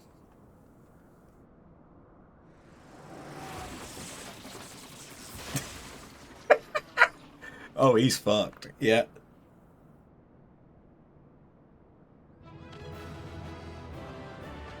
I look forward to seeing how he comes back in Stormblood. Because now they've set up a precedent for him being the villain of all of the allied quest lines. Although I doubt... I mean, I don't think there even is an allied quest line for Shadowbringers. But I doubt he'd be in Shadowbringers. To tell the truth, I followed you all the way here, concealing myself with magics as we Moogles are wont to do. You see, Kupo, I realized the only way I could help was with my pranks. And to deceive our foe, I first had to deceive you.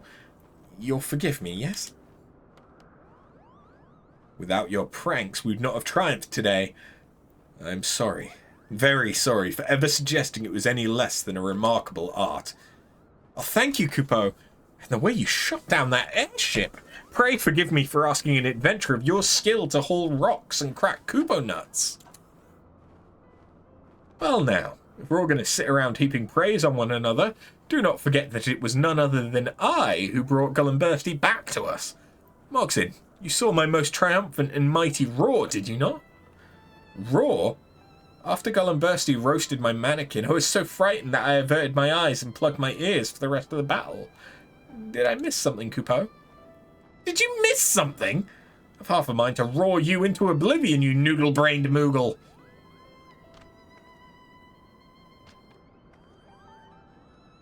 I owe you all a debt of gratitude this day. Many years have I lived, but never have I seen so many and multivarious beings come together for a common cause. It inspires me to strive for the same. And you, Old D, it would seem it was your roar that freed me from my madness. You have grown strong, and in so short a span. Impressive indeed. Just you watch. In another 300 years, I'll be bigger and stronger than you ever be. And I will welcome that day, young one. Now, let us bid farewell to this accursed land and return home. Fear not if you don't remember the way, Gullenbursty. Just stay close by my side. I'll see you home safely.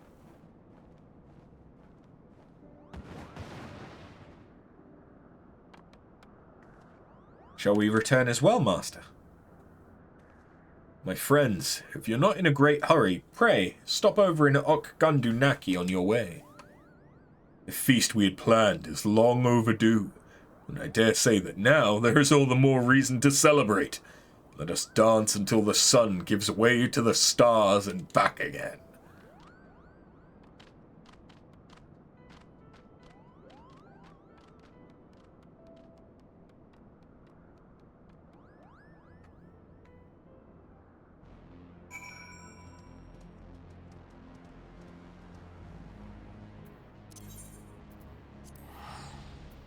Sweet. What is this going to unlock?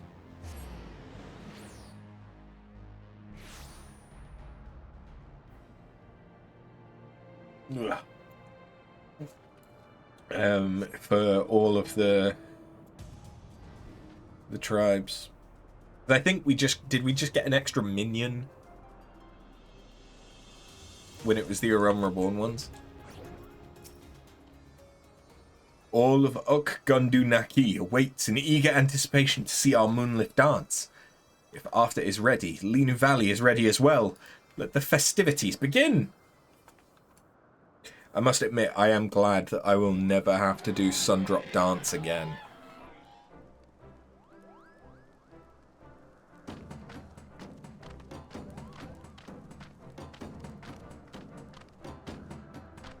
It's kind of like a mix-up between the Sundrop Dance and the Moogle Dance. Come now, my friends. Let us dance this dance together, that we might build a double rainbow to span the skies. Leave it to me. We Moogles know a thing or two about dancing. Come to think of it, this dance somehow seems familiar, Kupo. What? I fear these legs are not made for dancing. Clumsy they are, very clumsy.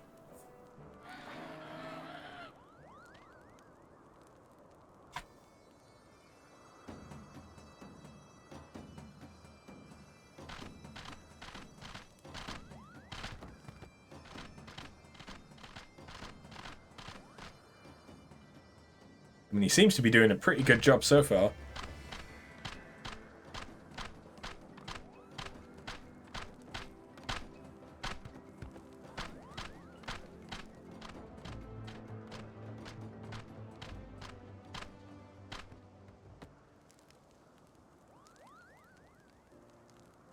And that was a feast and a dance for the ages, my friends.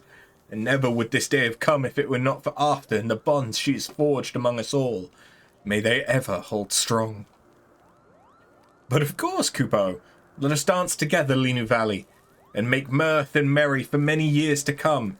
And we are happy as well to share the art of pranks and artifice with the Vath, who understand us oh so well.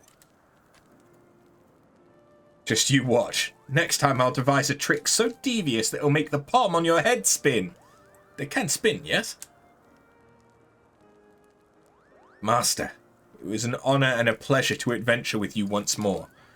I thought I knew the world, but I see now that it is wider and vaster than I ever imagined. Still, I feel I have seen and grown much through this journey. You will always be my master, but I feel as if, little by little, I am becoming your peer. Forgive me for being forward, but might I call you After from time to time? After. A most impressive name indeed. Clearly you were always destined for great things. Yes, yes, very great. I'm honored to call myself your pupil. Until our next adventure.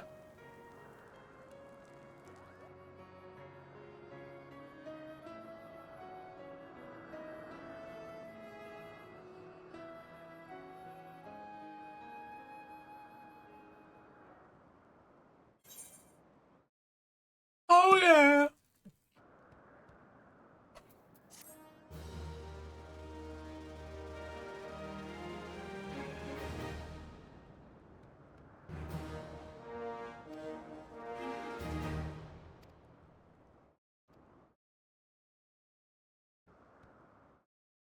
Through your efforts, your allies of all shapes and sizes across Ishgard have forged bonds of friendship that promise to remain strong through the years. You are truly a hero to societies across the realm. Hey, now you're an all-star? What? Well, that smashed me right in the mouth.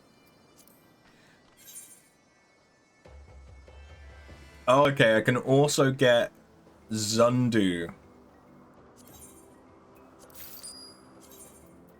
stuff.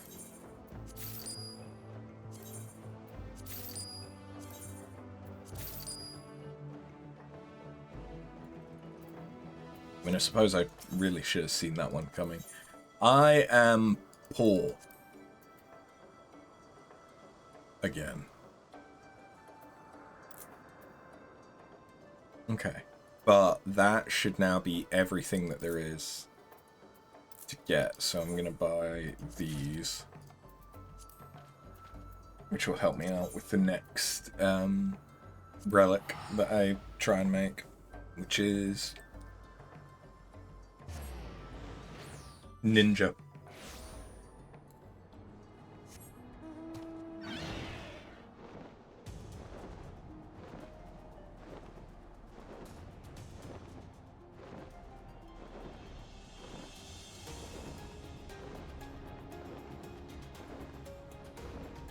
So, what about the Moogles? What have you got?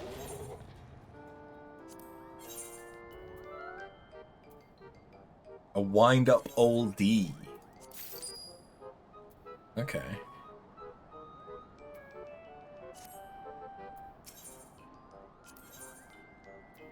Anything new in here? No? Okay.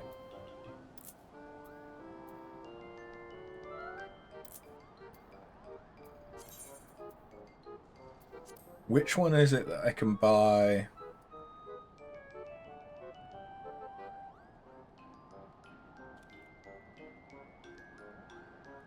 Hold on, let me check my spreadsheet. So shells are the one that I want. So I can buy seeds with allied seals.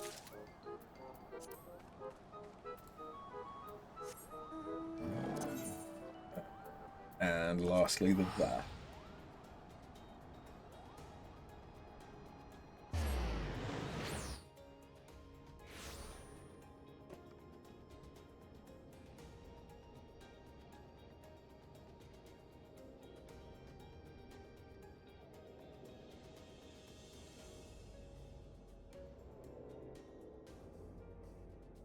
Okay, so I still need 85,000 poetics still in order to complete all of the anima relics. That is, however, assuming that I don't get any more singing clusters from the weekly quests, because I'm not bothering with the dailies. It's not worth it. It's a saving of 40 tombstones. It's just not worth it.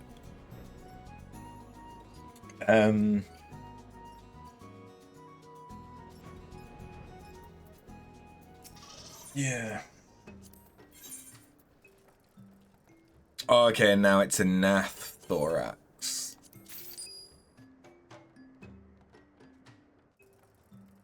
Okay.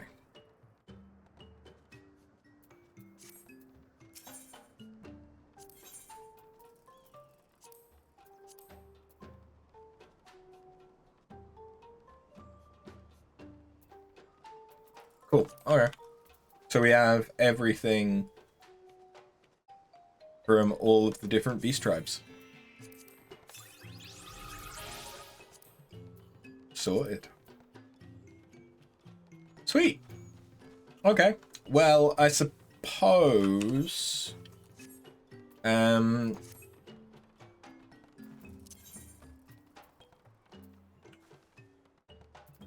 we should go and do our custom deliveries for L2. L Tau. Let's call the whole thing off. Because I didn't do those last week. So we're a week behind on them.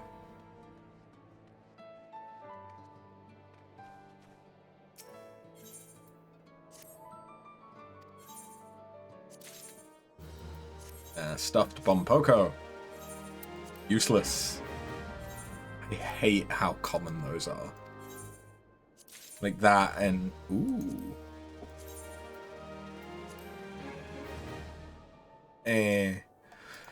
That and stuffed alphas. I've just gotten so fucking many of them.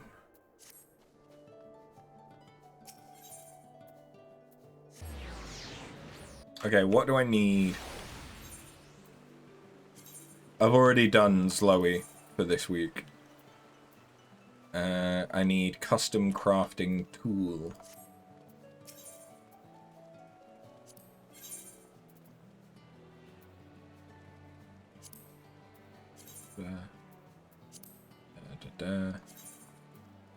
And that only takes one, so I only need 3.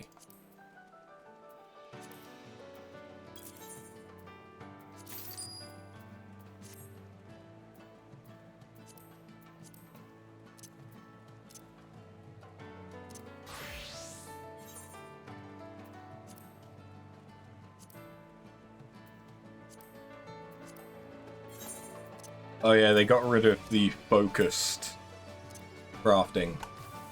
steps, the ones which combo with observe. I mean, I don't think people used them, which is why they got rid of them. Ah, shit. I did not think about this.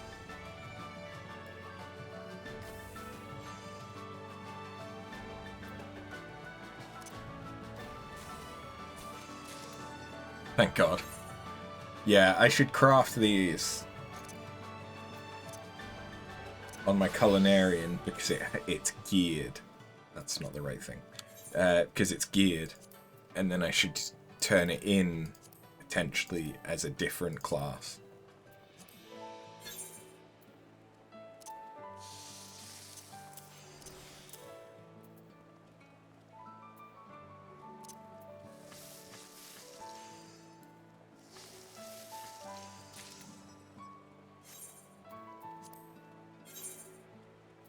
Dear God, I'm getting 350 times the experience for crafting these.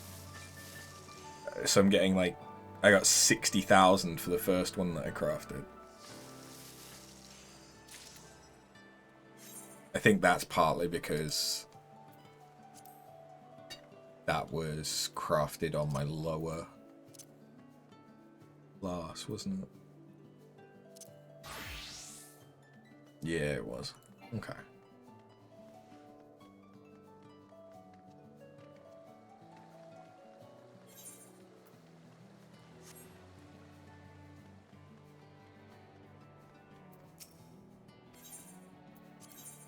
Here you go.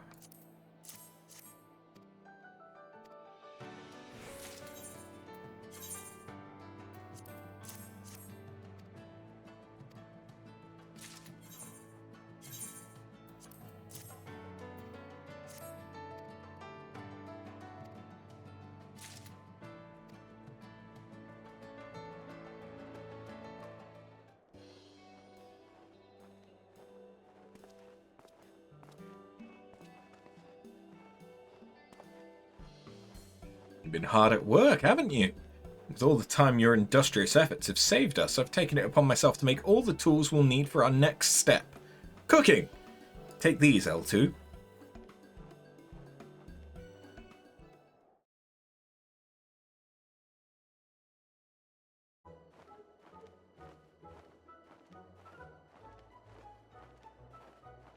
Okay, so he's now got an axe as well. Many thanks, Master Arvid. Well, do they suit me? I dare say you could fit right in alongside the chefs at the Forgotten Night. You now hold two of the most useful tools for any chef. A skillet for frying and a hatchet for gathering your own ingredients. Of course, you'll also need seasoning and a myriad of other smaller utensils. Oh, and flame, of course. Any road, I've arranged everything for you, so take a good look and remember what you see. Finally, we've arrived at cooking. Since we began, I've been imagining the feast I'll prepare for the other dragons. It should be like nothing they've tasted before. Now, let's not get ahead of ourselves. More so than any other form of crafting, cooking relies on a firm grasp of the fundamentals. You must practice them until they come to you as naturally as breathing. Well, that means the more I practice, the more I get to eat, yeah? I should be happy to agree to such an arrangement. Good. But a word of warning, you may find it hard to stomach your own cooking in the beginning. Now, let's visit Anna and get ourselves some birch sap. Making syrup from that is one of the simplest and most delicious recipes a budding chef can know. And what's more, be they low or highborn, not a soul in Ishgard can say no to a dollop of it. If our first go at it turns out alright, make sure to share some with Hortdelong.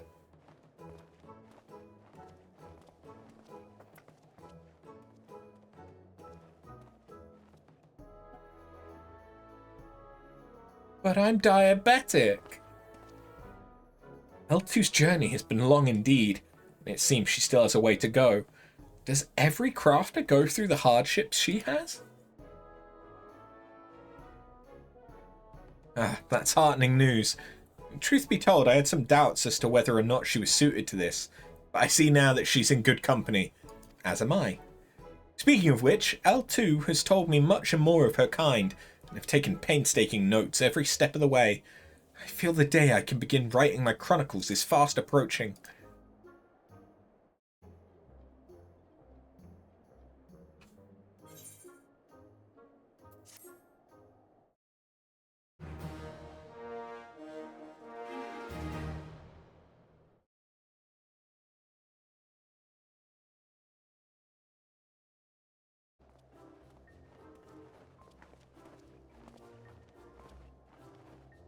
Port DeLong, taste this syrup I made. I dare say it's indistinguishable from that produced by a seasoned chef. This is delicious.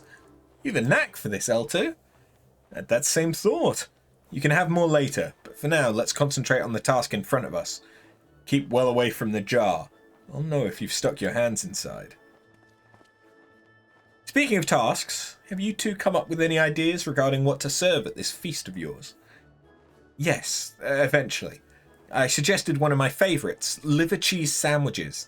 They're small enough that even a young dragon like L2 can eat them easily, and a sandwich is so much more of a novelty than a piece of bread. But then L2 brought up a good point. Dragons aren't used to rich flavours, so liver cheese might be off-putting to some. In the end, we decided to go with a lightly seasoned fish for the filling. Perhaps one day dragons will come to appreciate the wonder of liver cheese, but for now I'm confident we can make a sandwich that will be the talk of the churning mists.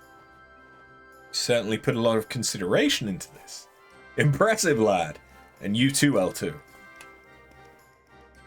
Seems all that's left is to gather the proper ingredients then.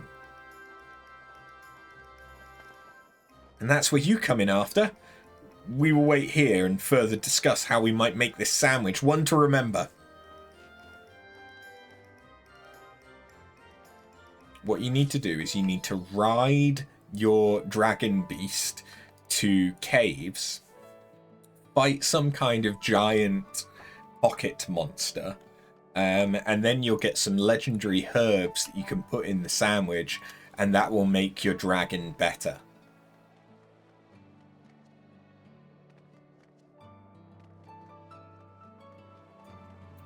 True story. Okay. Oh, okay. There's fates going on. Oh, okay. We could do that. Before we proceed on, given that they start in about 5 minutes. I don't know if there's anything that I actually care about from any of the fate stuff, though. I've already got the peace lovers. I keep pressing that instead of that. I already have the peace lovers set.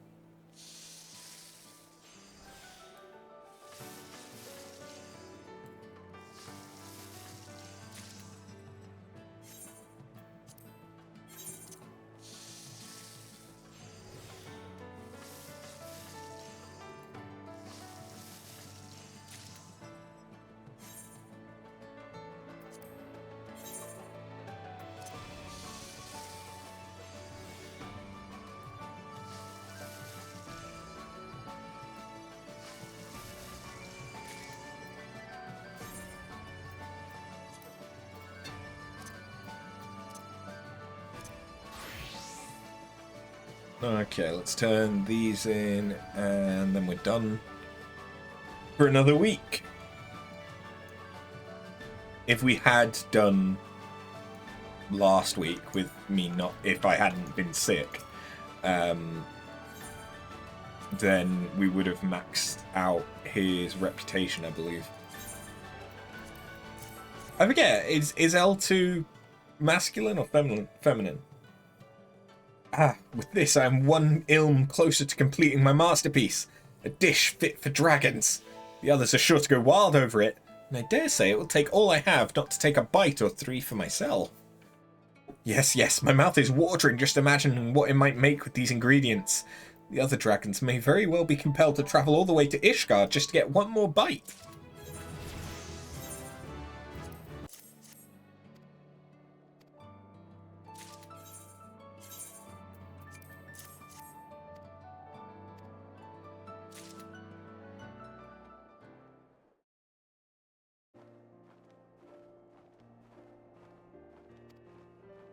Your efforts are very appreciated.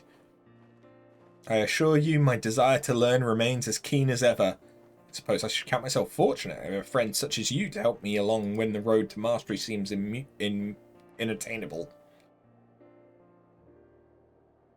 Yeah. Cool. There we go.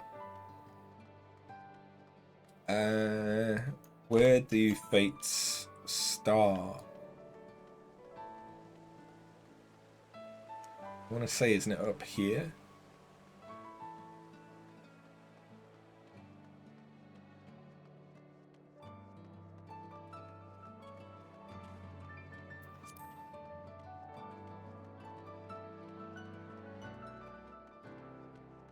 Yeah, I'm pretty sure it is here. Oh, it is.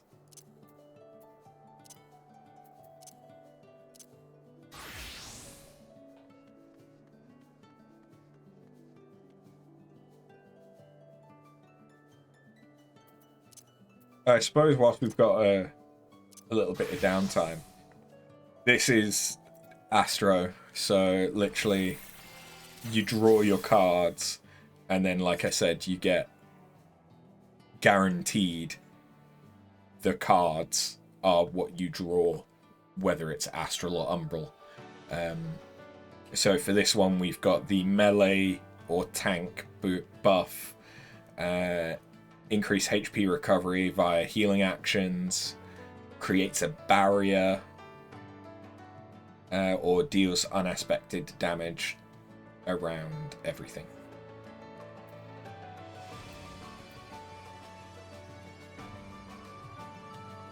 Oh, and I just unlocked Horoscope as well.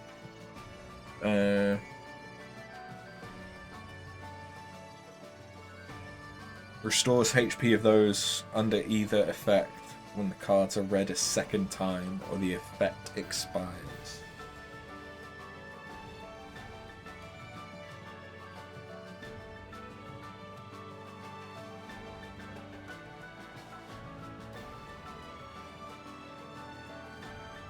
Okay.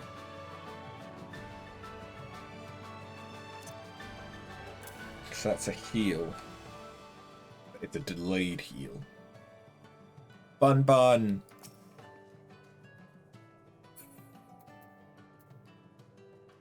This is one of the pieces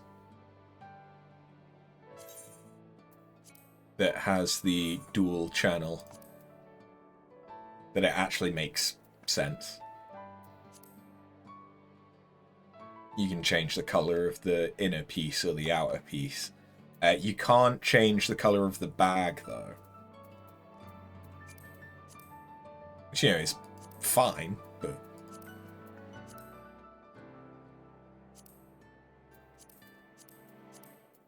I need to get myself a bunch of Dalamud Red.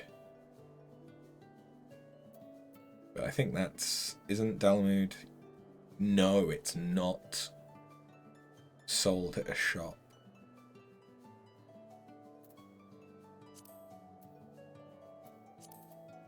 Okay. How do you get Dalamud Red?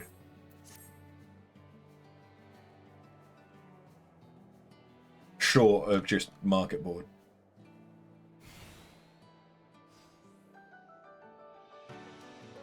So, Ishgardian Restoration Fates.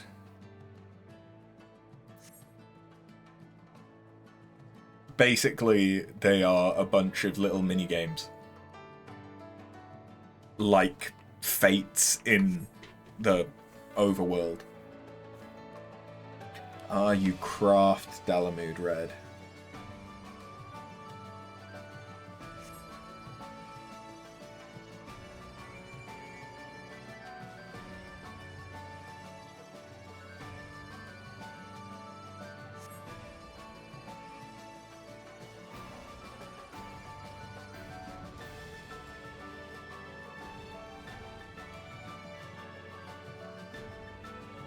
So you can farm these for items, but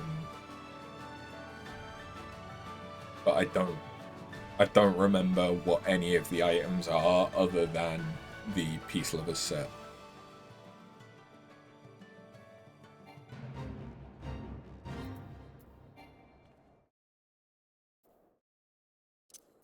Oh yeah, you have to be a crafter or a gatherer.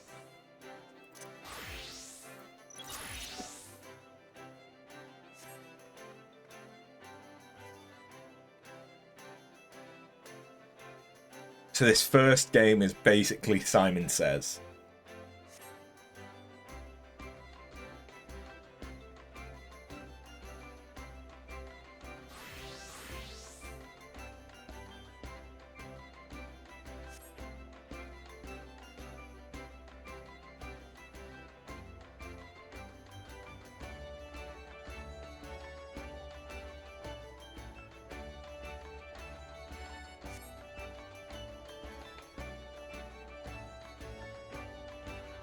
Turkey Piggy.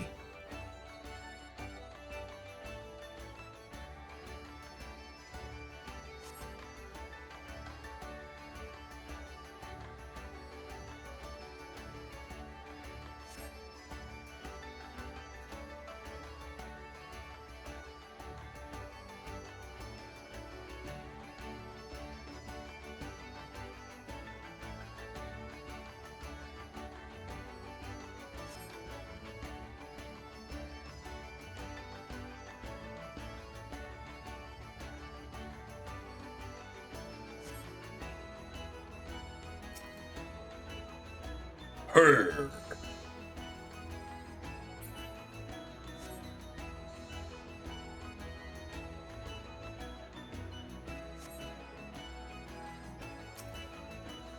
Point.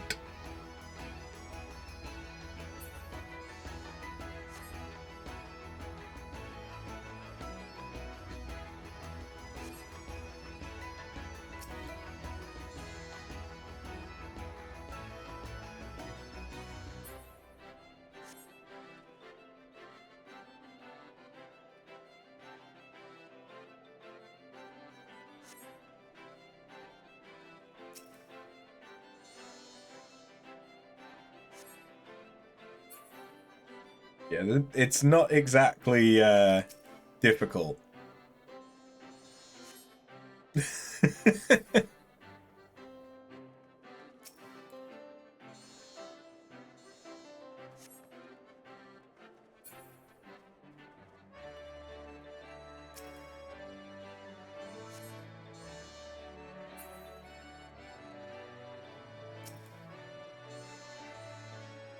So I think you only actually need 6 correct points in order to get the gold award.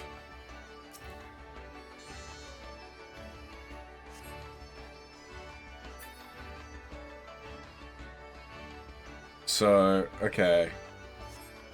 What's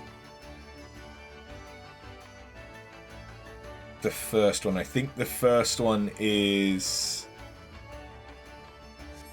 Is it the delivery one? So yeah, oh, okay, so you get Sky Builder's scripts as well as Fate presents.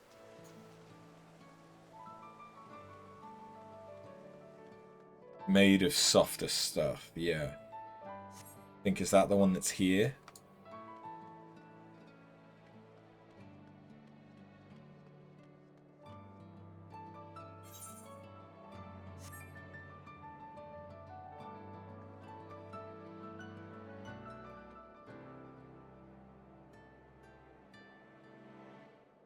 You can just follow the mascots, because they will run to the next location, which I'm pretty sure is here.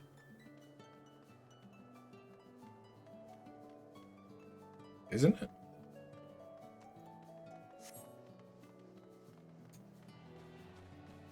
Oh, is it here? Yeah, I guess it must be here.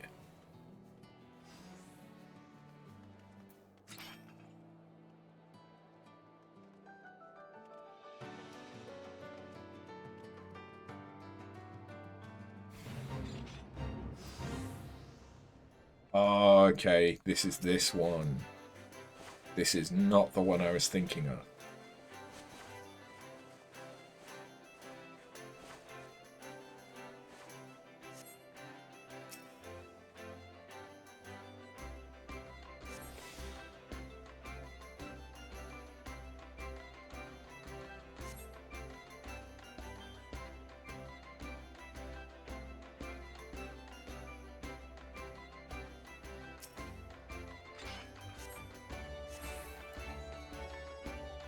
Run!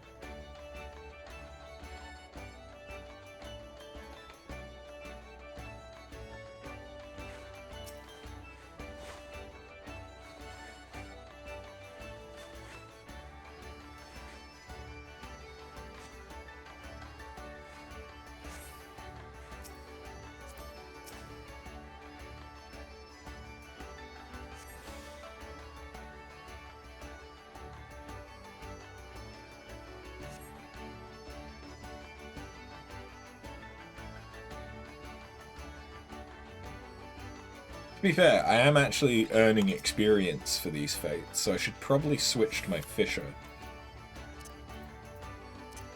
Given that that is still my only hand or land that is below 80.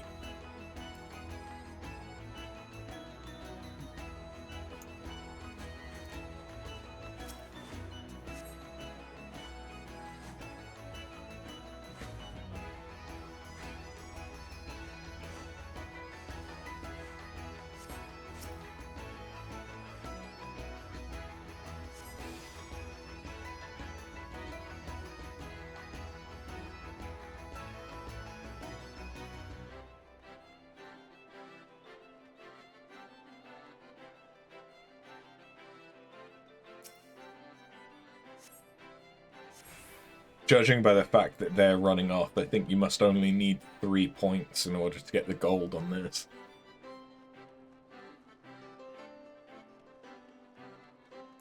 Thing is, the next one must be the toy one, right?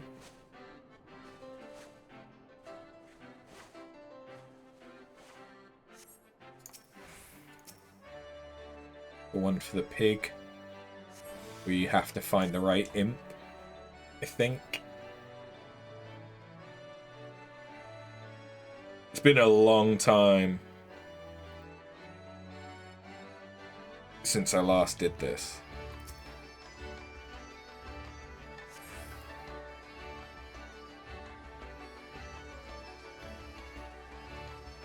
Maybe it is the one that I'm thinking of. It's up here.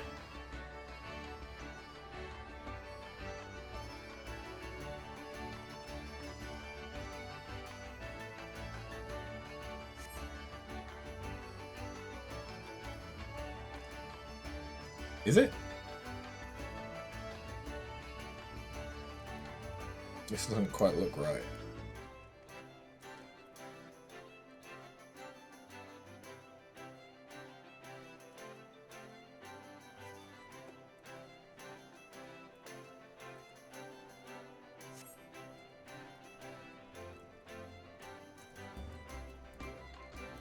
I don't think I'm in the right place.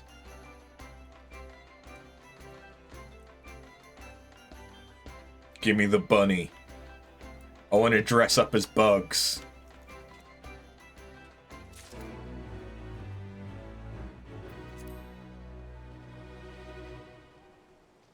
Oh no, the next fate is Shira Yak. Not the toy one. Okay.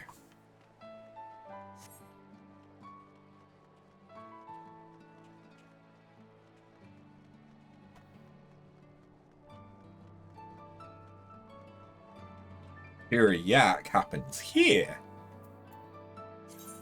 But we can open these whilst we're waiting. We got Peace Lovers attire immediately. Okay. Might be able to sell that. And fate tokens.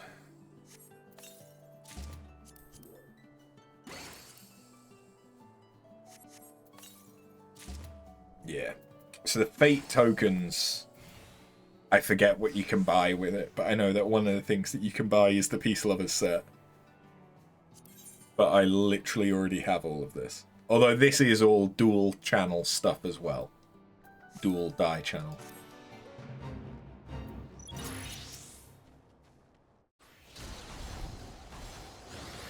So we fire a bazooka at him and then have to pick up his fleece.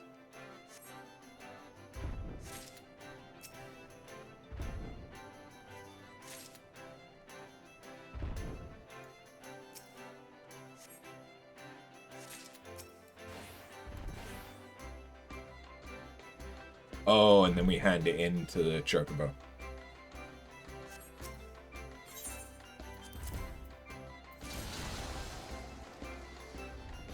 But that's only 1 point from handing in 3 things.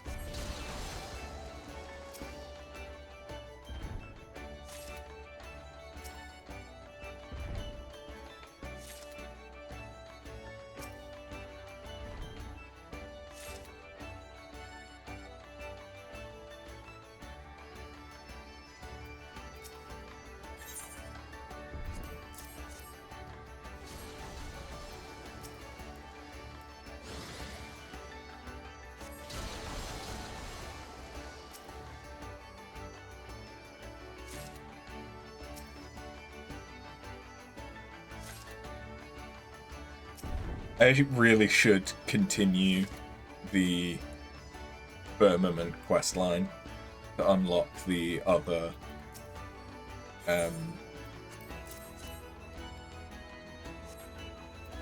custom delivery.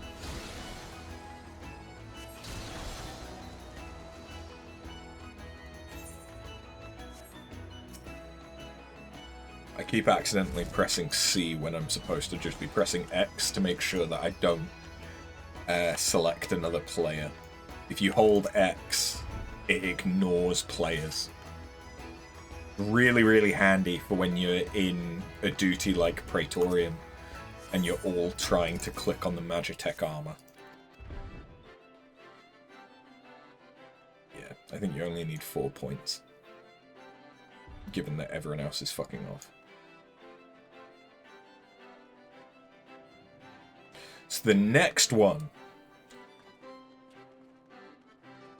is the pig one, to do with imps.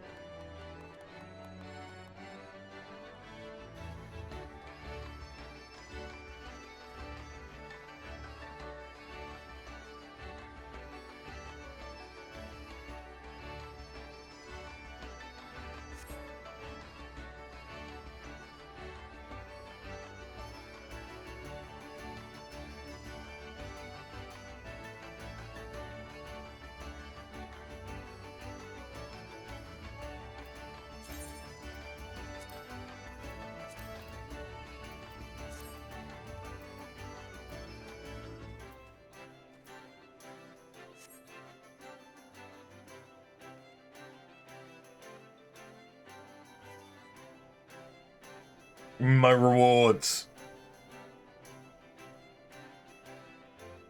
Give me them.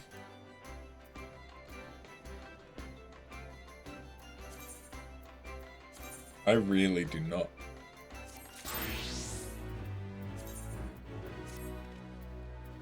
have any half-decent gear less than level 80 for my Fisher. Okay, we just got another fate token and another fate token.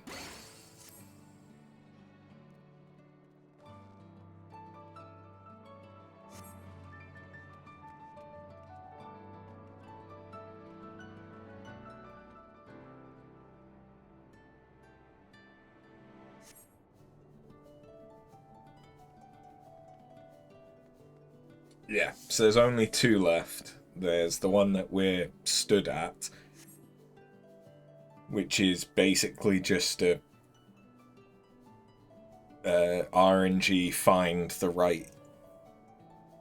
Go around and click all these things until you find the right one.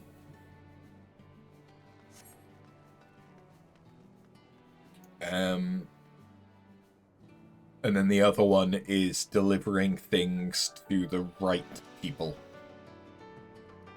So none of them are that complicated, but it's a little bit of fun that this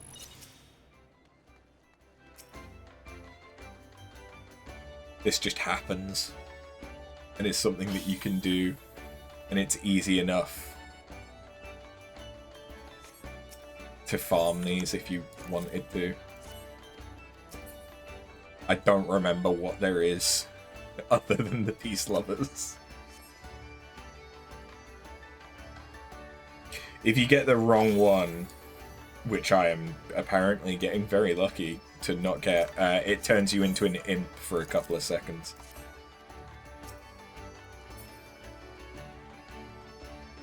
Can we get 3 for 3?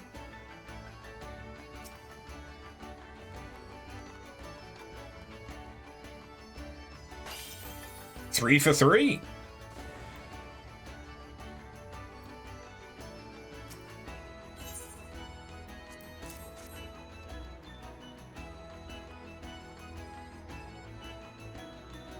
Surely it wouldn't follow the same pattern.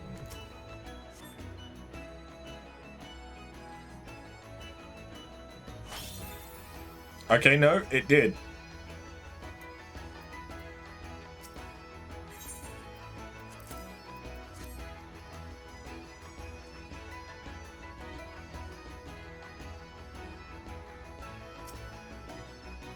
Or does it not turn you into an imp, but it turns you into a little piggy?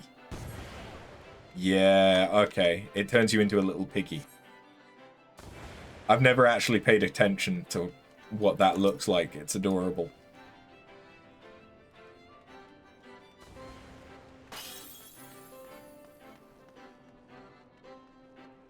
I think you only need 6 to get gold on this one.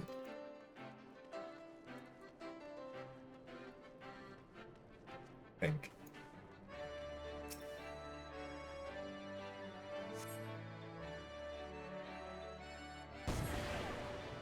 We were doing so well.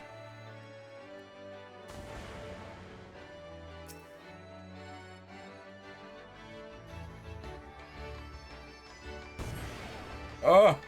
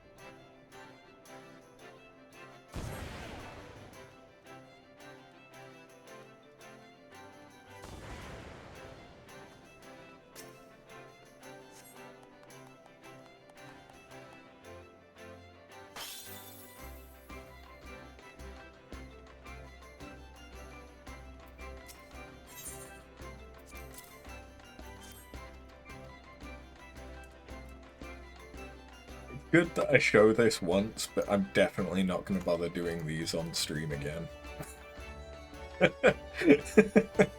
They are not interesting enough. At least like the gates for the Gold Saucer. At least those tend to be a little bit more interesting. Like you've got parkour where it's quite likely that I'm going to fall down and get salty. Or you've got the slices right and anyway the wind blows, where it's quite rare to get all the way to the end of them. So there's always a little bit of tension as to whether or not you're going to do it.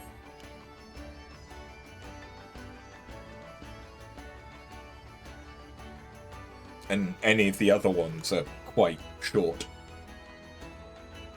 Whereas these take a minute.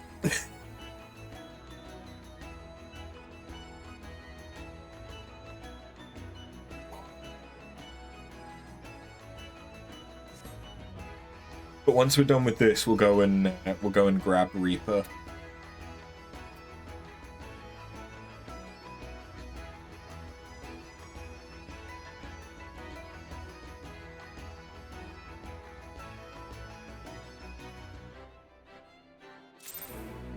If I remember rightly,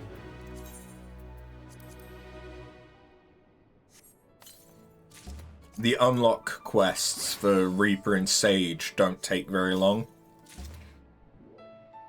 Okay. That's a housing item. Obviously, I have no idea how long Picto or Viper will take to unlock. But I can't imagine it being very long.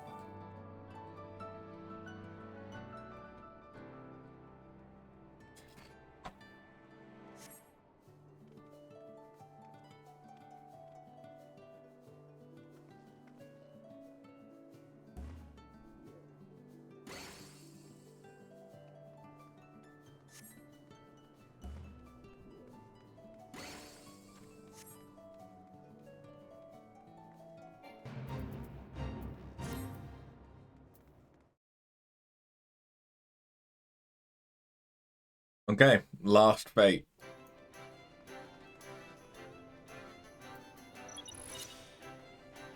Present for merchants.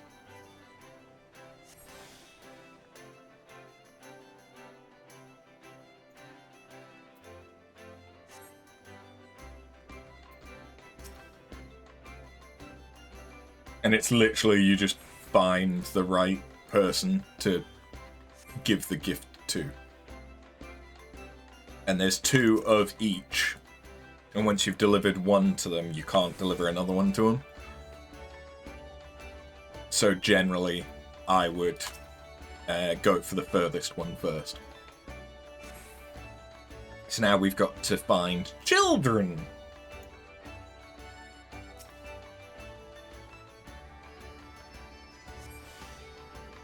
Hey kids, you want a present? Do you want to see my puppies?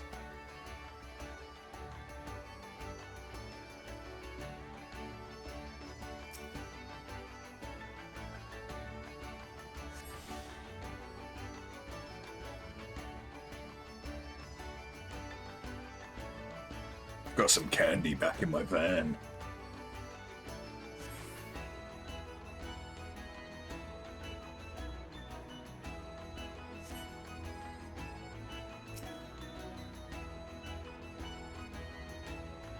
Oh shit, too quick.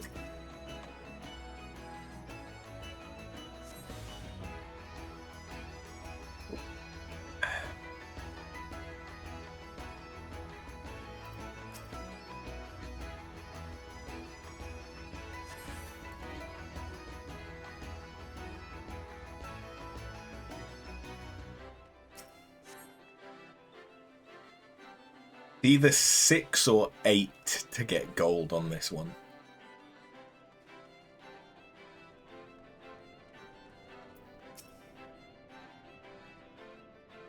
Judging by the fact that that person's running off, it's probably 6.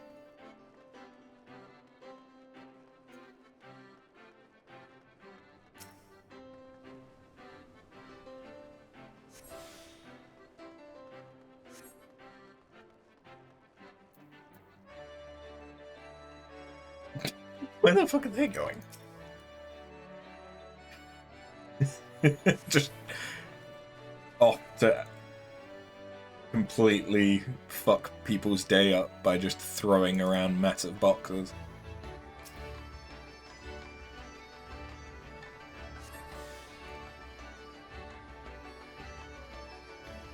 I love that you can see the box from so far away.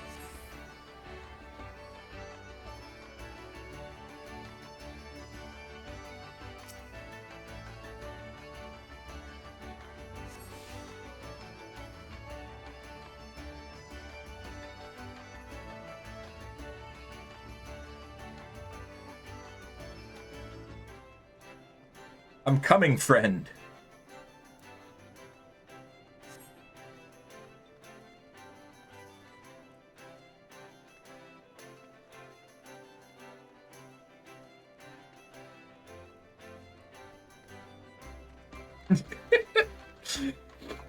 Ah, bonding.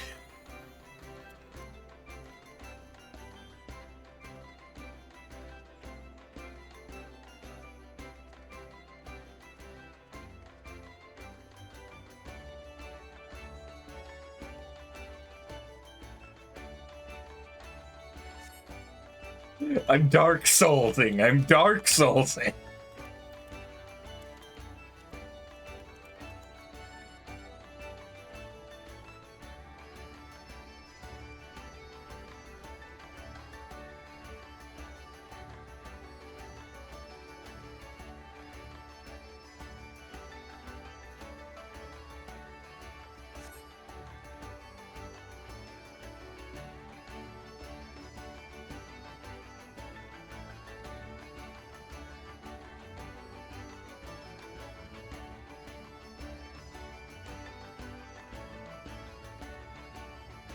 And we lose our presence. Oh, there we go. But yeah, what do you actually use? So you can get the yeah, you can get different mounts as well as some I apparently have all of those already.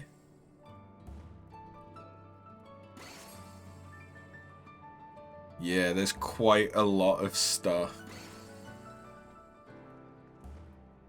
that you can spend these scripts on. And some of these are pretty good.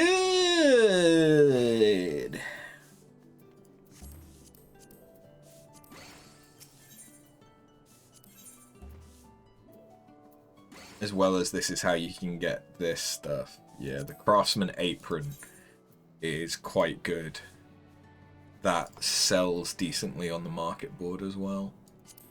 And I can also be tattooed if I wanted.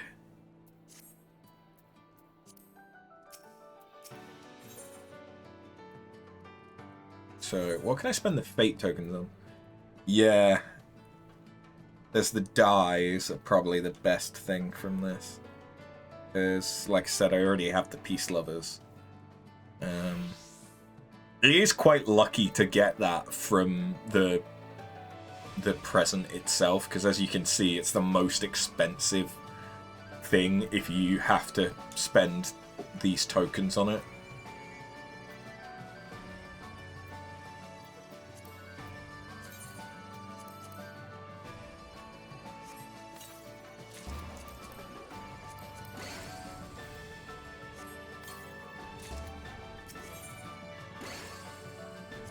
What about the furnishings?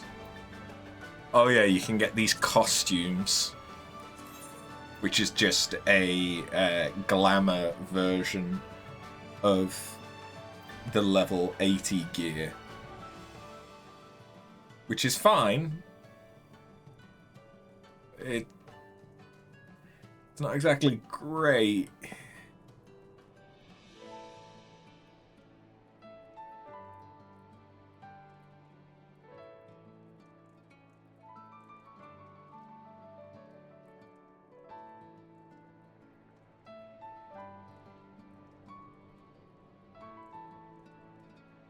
Okay. Yeah, give me 2 more gunmetal black, so then at least it will stack. Not that I've quite decided what I want to use those on just yet. Oh, I can buy the spoils here. Ooh, do I actually want any of those? You can also just buy gunmetal black with these scripts as well. Yeah, what do you get from the Sky Pirate?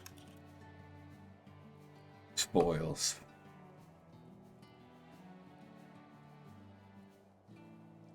Because these can be exchanged for items. And I might want them. I think, is it from FC housing stuff? It's like, I feel like that's where you get them from. Normally.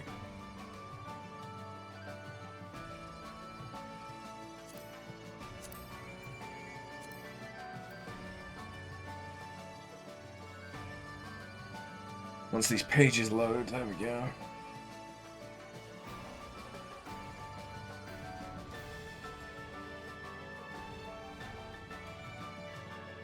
So, yes.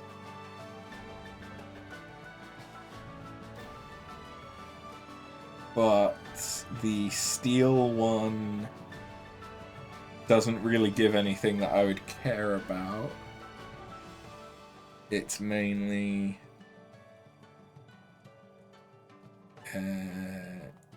just crafting stuff.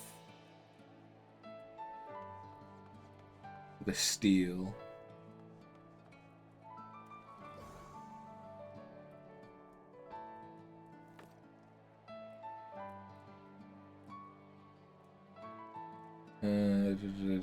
Looks like it's much the same for the brass ones. Yeah, it doesn't look like they've got anything I would care about. Okay. I have seen that there is something you can get. Is it the spoil trader? No.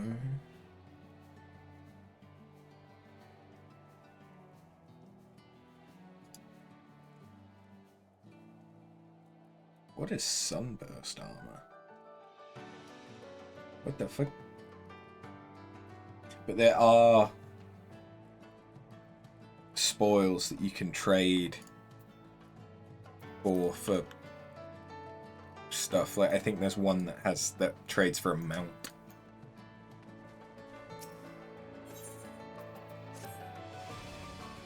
I think. Might be wrong. Probably am. Although in fact, saying that, I can probably check that. Because if I go to Shirogane, there's one of the NPCs that you can convert with them. But I think that must be from Submersibles, which is an FC thing.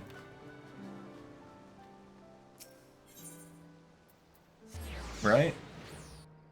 Imagine. Yeah, picker of locks. No. Items of interest. Yeah, so an Iron Voyage.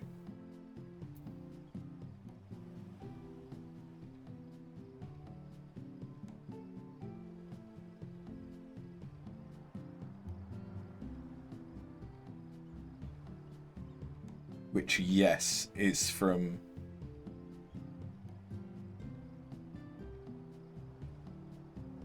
doing expeditionary voyages.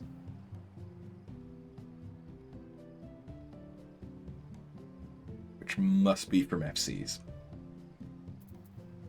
But that's how to get a zoo horn. So I wasn't wrong. I just was a little bit. Anyway, Uldar, so that we can get a Reaper.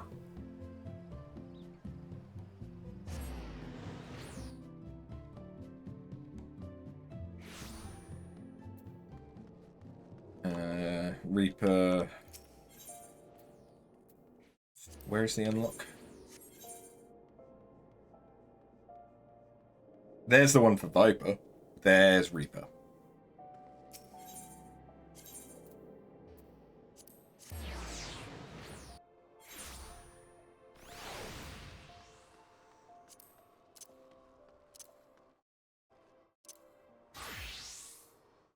I need something level 70 or above, so we may as well just go with Summoner, because then we'll be good for anything. Let's get Reaper. You there? You're the fighting sort, yes? And by the looks of it, one of no mean skill. My employer is in desperate need of a woman of your talents. You see, he's been beset by threats from an unsavory group of thugs known as the Lemurs. Their leader demands my master part with some of his considerable wealth, or, well, I'll just tell you, they call her the Reaper and leave the rest to your imagination. We don't intend to acquiesce to these churlish demands without a fight.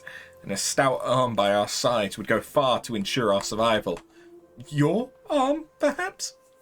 In case the opportunity to perform a good deed isn't enticable enough, please be reminded that my master possesses considerable wealth.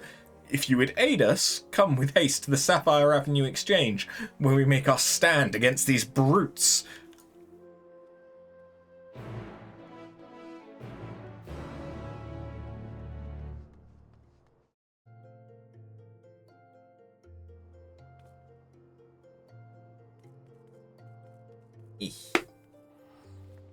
Who are you? Oh, this is the new quest that they've added, which gives you a Fantasia. Yeah. So if you've already used, like, if you've had the character for years and years and years, and you've already used all of the other free Fantasias that you can get, this is how you can get another one with the release of Dawntrail. Which is, it's pretty nice of them to do that. Especially given the changes that they've made to how Fantasias work. So if someone wanted to Fanta into a not so sexy cat girl,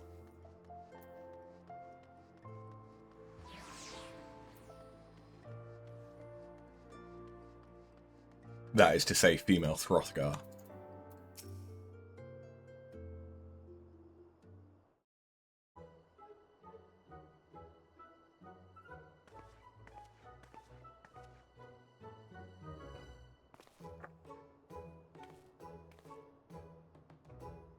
You!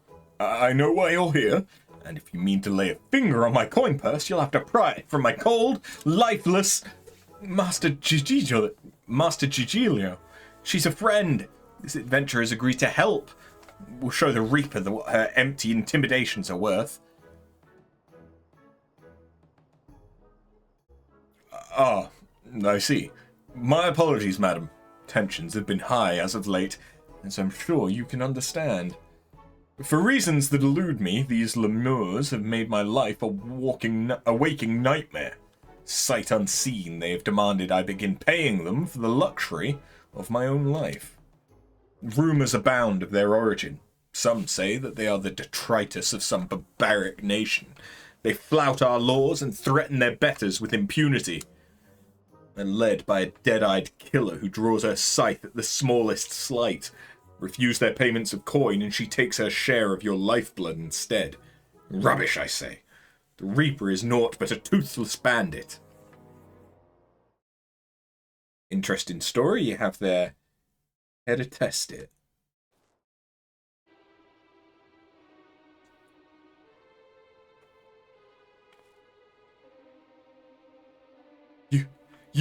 You're the Reaper! Oh, you're a perceptive one, ain't you? Suppose that's how you came to be in possession of so many shiny things. What do we have here? Hiring more help while our ledgers remain unbalanced? You wouldn't be trying to wiggle your way out of paying us for a job well done, would you?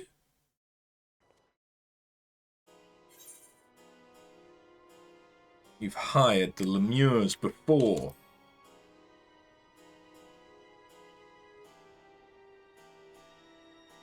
My, how do you keep the lies straight?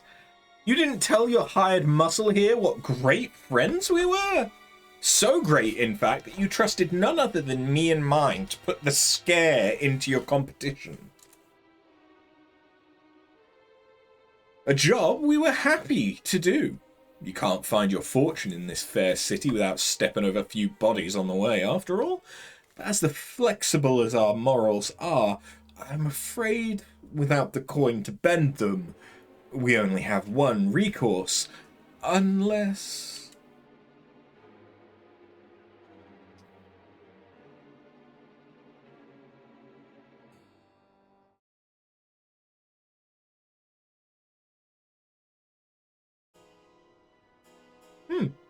One does wonder how you found yourself with a bodyguard of such uncommon mettle.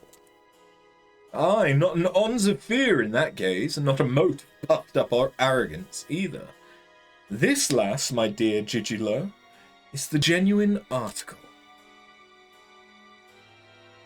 She has what we in the mercenary trade call the killer instinct.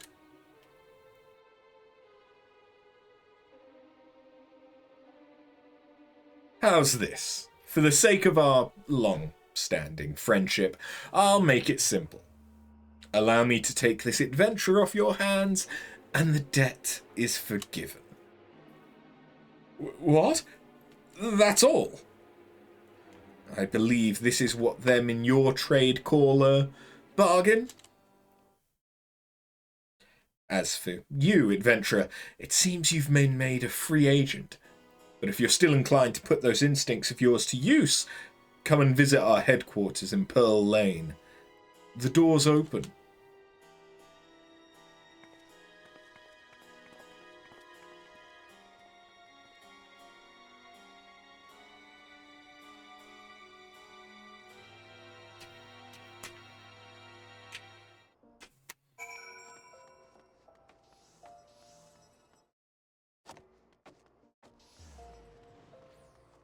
So it's going to be quite some time before we can actually do any of the job quests for Reaper or Sage, because they're Endwalker classes. But if I'm going to unlock Viper and Pictomancer, I kind of should unlock these as well. Boss told me you'd be along. You coming in? And I've never done the Reaper or Sage job quests. I've unlocked them, and that's as far as I got.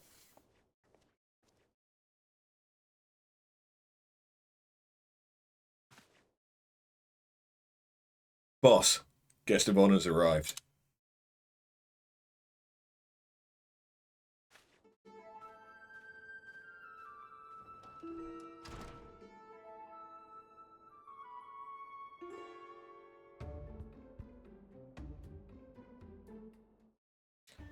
Ah, the champion of Eorzean deigns to appear before me. I have heard all about you. It's hard not to in this line of work. And stories paint you as ferocity incarnate. Force and nature few have survived. Peace, friend. I've no desire to put the killer to the proof personally. I don't have a death wish. You can call me Drusilla. I'm a Reaper, one of many, and the leader of this little family here. As to why I invited you into our home, there's a job I'd like you to take care of for me. Depends on the job.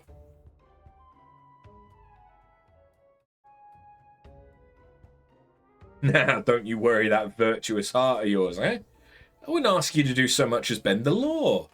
This job's purely for the benefit of your fellow man. All you have to do is kill one for me. Though, perhaps kill ain't the right word, seeing as he's already dead. You'd not be chasing after ghosts, either, if that's your worry. Just avoid using some poor sap's body as a vessel to unleash its singular brand of wickedness upon the world. It won't be an easy task. The evil driving this monster is black as the void and near as deep. Countless souls have succumbed to its hunger. Worthy prey for one inclined to heroics, don't you think? You can't face it as you are, though. Storied as your strength may be, I'll need to train you in techniques. Techniques that'll let you pierce the void and slaughter its kin. Keep talking.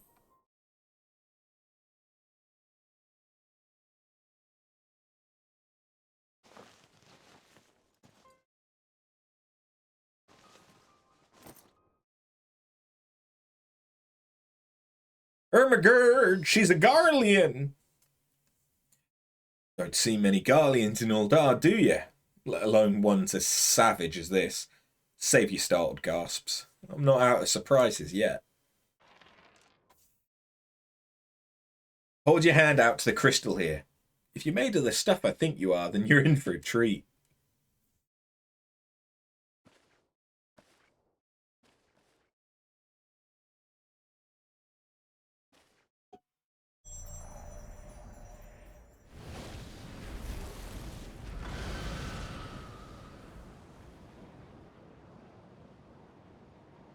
That's it. Knew you had what it takes. This would be an avatar, a manifestation of your essence and the Stygian power of the Voidsent on the other side. A Voidsent to which, if you so choose, you will bind to yourself. You'll gain skills unlike anything you've ever known. Skills that have allowed people like me to operate in the shadows and kill those that need killing since time immemorial.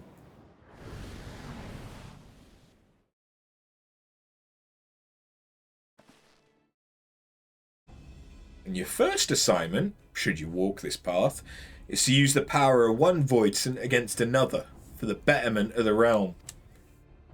Your reward will be the wisdom of countless generations of Garlean assassins. But if siding with my kind makes your stomach churn, if the thought of having one foot in the void twists your guts, and if you've any concern for the sanctity of your soul, then take your virtue and leave.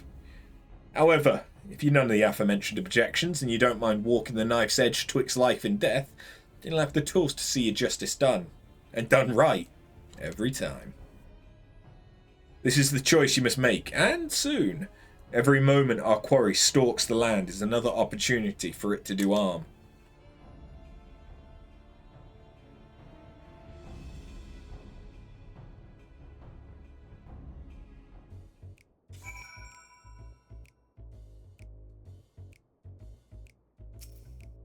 Take it you've come to a decision, am I right?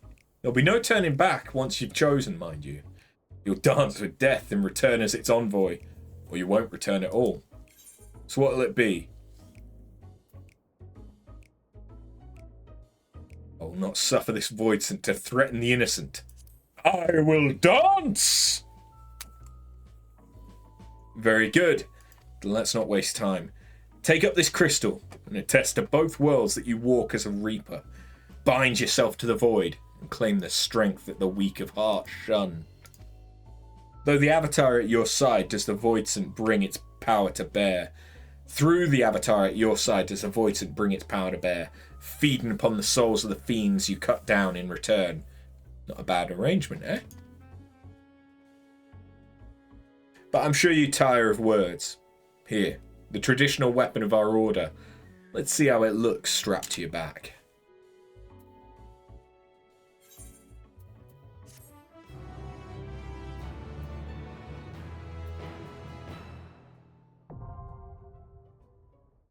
And just like that, we've unlocked Reaper. Sweet.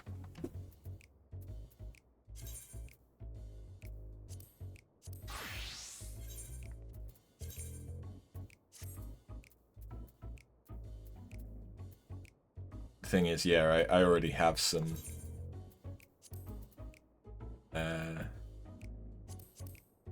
level 70 gear that's probably going to be better than the starting set for Reaper. Oh yeah, some of it, not all. That's cool. So yeah, we'll start Reaper, and then I need to set that as change set no, not change set name, change set number.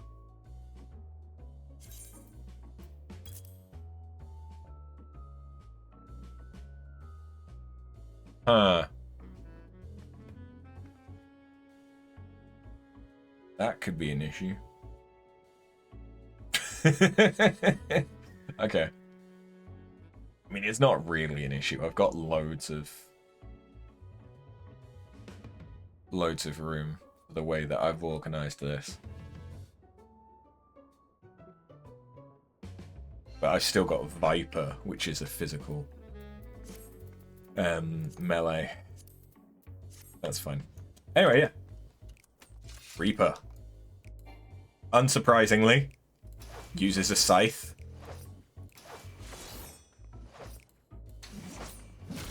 It's got some pretty cool moves. And yeah, we can summon that avatar if we want to do some extra damage. It's pretty good. I've gotten it up to level 80 on my other character, so I know it a little bit, but I've not played it in like 6 months. Whereas Sage, I unlocked it and then I never really played it. So I don't really know Sage at all. But it's another healer, so...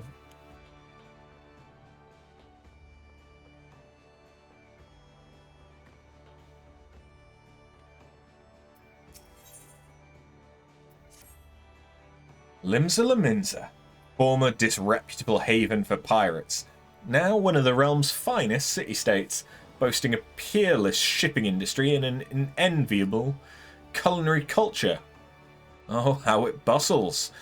The tomes did not lie.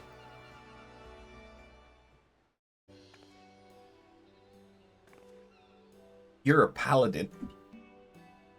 Well, here I am, mother, in faraway Eorzea. I will complete this mission. Just you watch.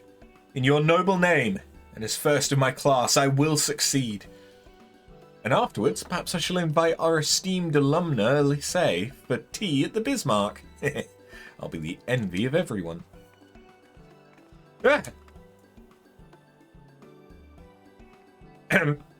My apologies, good madam. I failed to notice you.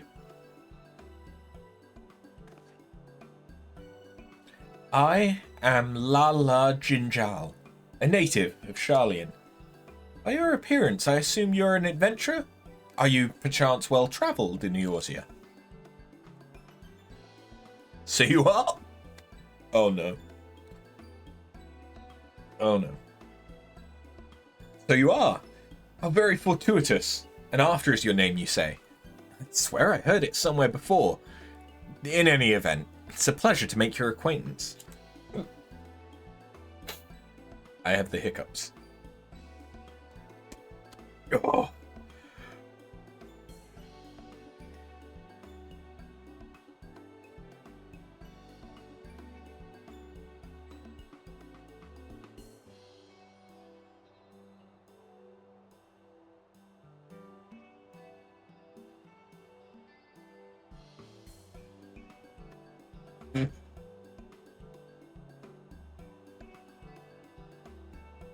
Okay, hopefully that gets rid of it.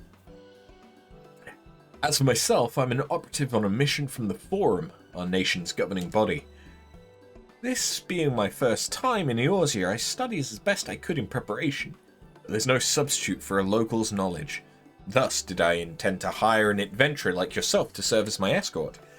The mission is the pursuit and capture of fugitives, and thus it will entail some danger, but you appear to be no stranger to such.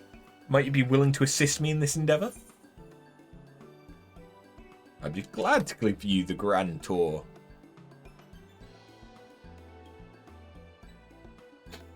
Wonderful. While I have some skill with a blade and can fend for myself, I shall be glad for your capable company. Now then, ere I divulge the particulars of my mission, we should head somewhere more private. Perhaps outside the city by Zephyr Gate?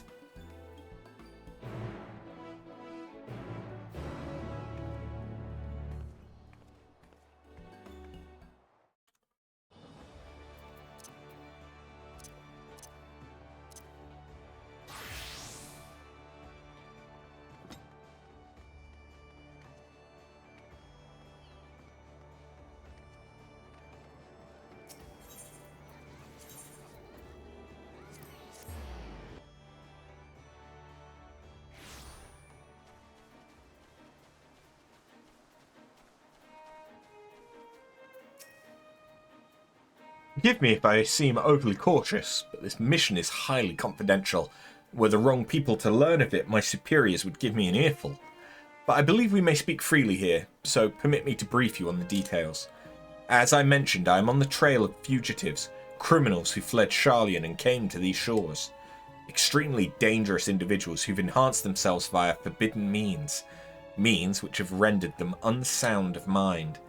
While in a state of delirium, one of their compatriots even committed murder. He died thereafter due to the side effects of his enhancement, but 3 others remain at large and pose a threat to innocence.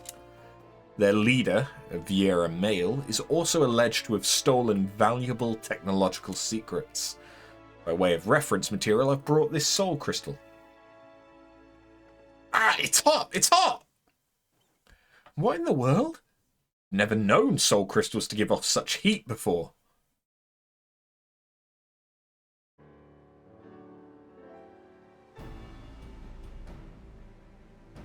It's finally cooled down, but what could have triggered that intense reaction? Not even at the studium did I ever witness such a thing. Maybe it was you?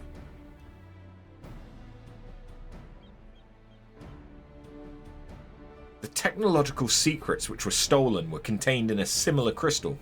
This particular sample has been loaned to me by a healing institute in Sharlayan. Tell me, in the course of your adventures, have you ever fervently wished to save someone, but failed to do so despite your best efforts, and afterwards cursed your own powerlessness?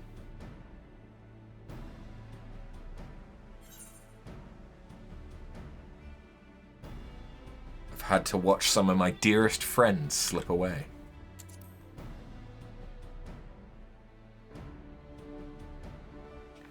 Forgive me if my question was indelicate, but there can be no doubt. The soul crystal resonated with that desire within you.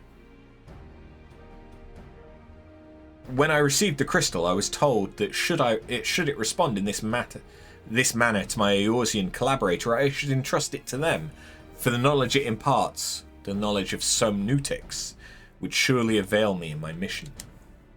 Developed at the studium, somnutics is a discipline which combines the wisdom of medicine, etherology, and sorcery, and those who have mastered it are called sages.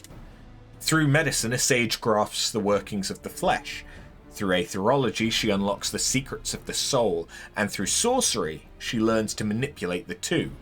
Thus trained, a sage has the ability to both strengthen and heal, yet, by the same token, she is also capable of the opposite, of causing harm.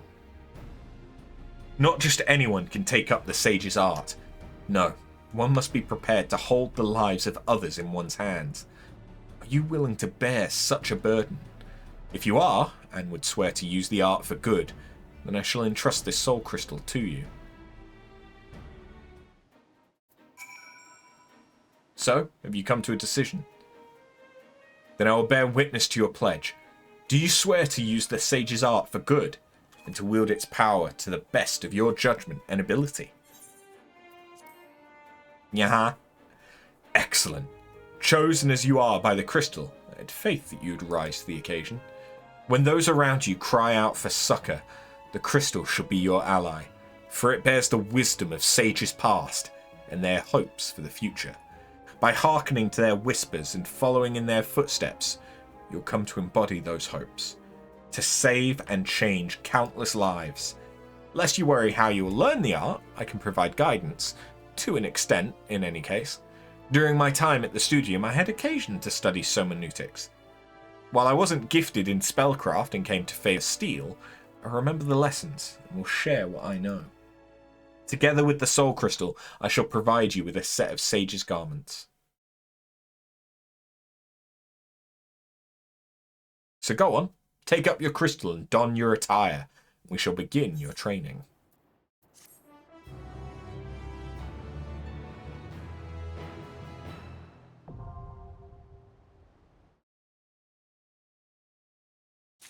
How about, fuck that, thanks for the equipment.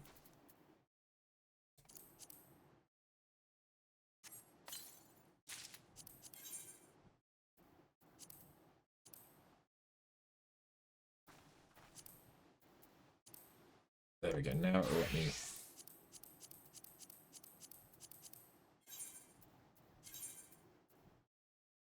Yeah, I don't have any other level 70 equipment that's going to be as good as this for my healer, given that my lowest level healer at the moment is my Astro, who's 76. Speaking of which, that means you need to be 28.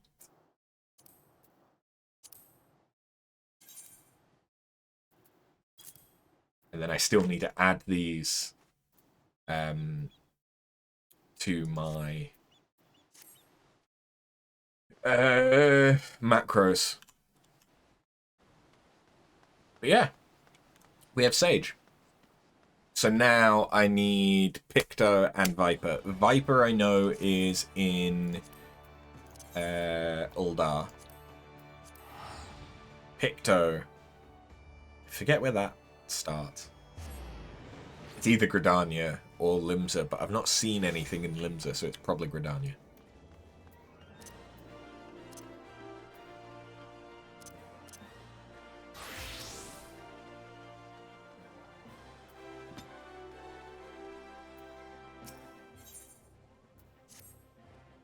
You're an adventurer, yes? There's a spot of bother over at the Weavers Guild. We could use a hand sorting it out. We received an order for a full ensemble, but now that the work's been completed, the client refuses to pay. Mind you, I had my suspicions from the start. He calls himself a Viper of all things. In my experience, people who name themselves after snakes are not to be trusted. In any case, he carries a pair of swords on his back. I hate to think what would happen if he started wielding them in anger. Could you head to the guild and smooth things over?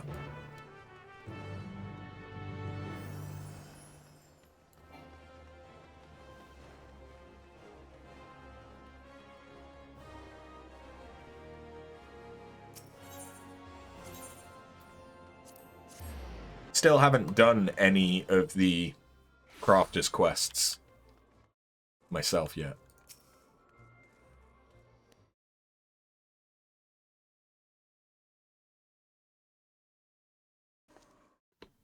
It looks like you're straight out of Monster Hunter. Good day to you, stranger. I was hoping I might make the acquaintance of someone a bit rough around the edges. Someone who's seen a fair share of action. Could you tell me what prey's worth hunting in these here parts?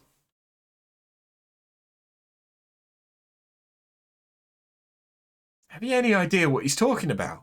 I took no issue with fulfilling his order. Now it's time for him to pay. It's as though we're talking at cross purposes. Likewise, I don't understand why this fellow's being so difficult. All I'm asking for is the outfit I ordered in the name of some critters worth killing.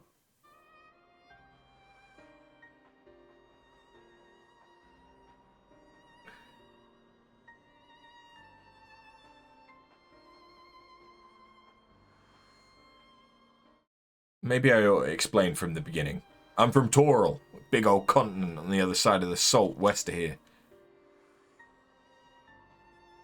Some of the ship's crew called it the New World. There ain't nothing new about it, no ma'am. There you'll find my village, home to the ancient art of the Viper.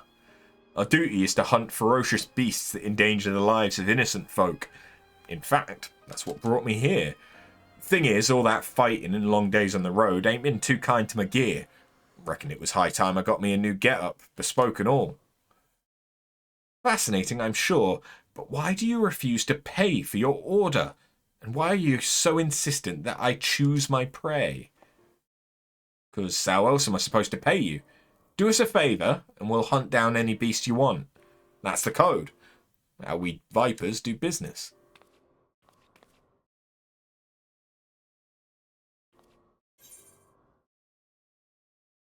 Weavers prefer more conventional forms of compensation.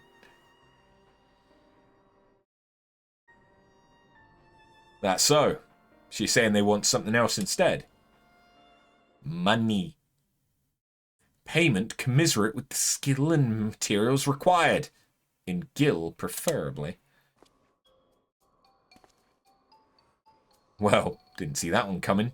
Guess that explains our little misunderstanding. Surely your countrymen trade in some sort of currency, yes?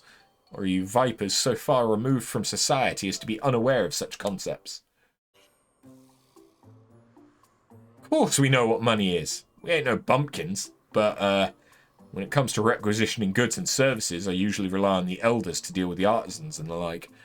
Which is to say I ain't in the habit of carrying significant sums. So be it, if your only form of payment is the slaying of beasts, that shall have to do. As it happens, one of my colleagues in Eastern Thanalan reports that merchants carrying our supplies were attacked by a wild fiend. What's more, the creature is a species of many-headed scalekin, never before seen in this region. It's rumoured to have escaped from the Colosseum and has been running rampant ever since. Scaly? Lot of heads? Alright, you got yourself a deal. Deal? Considering the guild has already fulfilled its end of the bargain, you should count yourself lucky. Still, I'd hate for anything to go awry at this juncture. Might I ask a favour of you, friend? I'd like you to accompany him and ensure that he attends to the creature as agreed. Besides, I dare say seeing a so-called viper at work will be an enlightening experience. Name's Keshqua. Pleased to meet you. Creature was last seen near Camp Drybone, so I advise you to begin there.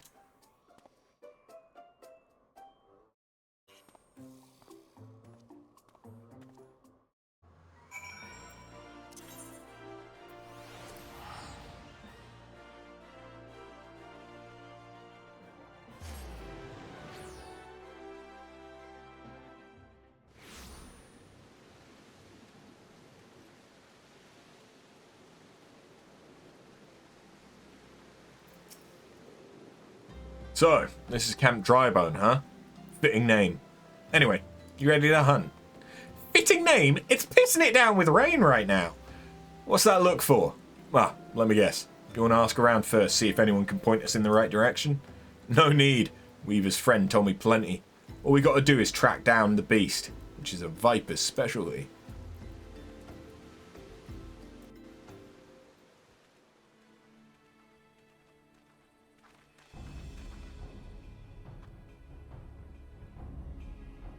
That's the S rank. Went after traders carrying tailors' materials, bolts of cloth and whatnot. Don't sound none too tasty to me, so I'm guessing it's the merchants themselves the beast had its eye on. Most predators use their sense of smell to pick out their meals. Scents carry on the wind, so you got to consider the position of the rocks and plants to determine how the air tends to flow through an area. Ain't too hard to deduce where a critter's made its lair after that's all done with.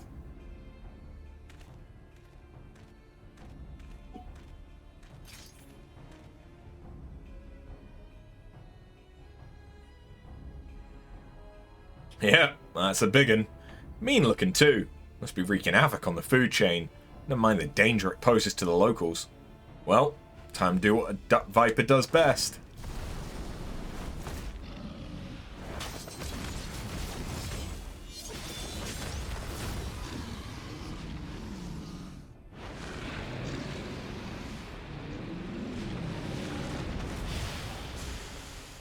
Impressive.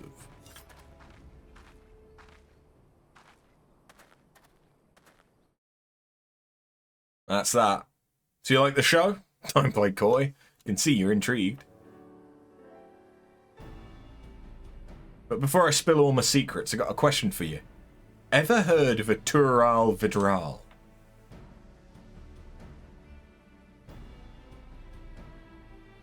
Thought not. Well, they're a rare breed of beast what wields all kinds of powers they got no right having. A threat to every other living thing that has the temerity to breathe in their vicinity. Because of their long lifespans and unnatural abilities, they were dubbed the Tyrants of Tural. That's more or less what the name means. Anyway, someone's got to hunt the Tural Vidral. And that someone is us, the Vipers.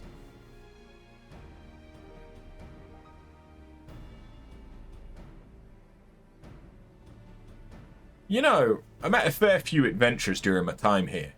I can tell you're a cut above the rest. Might even have what it takes to be a Viper. If you're interested, I can teach you, on one condition. You'll help me hunt down a Tural Vidral what's made its way to Eorzean. What do you say?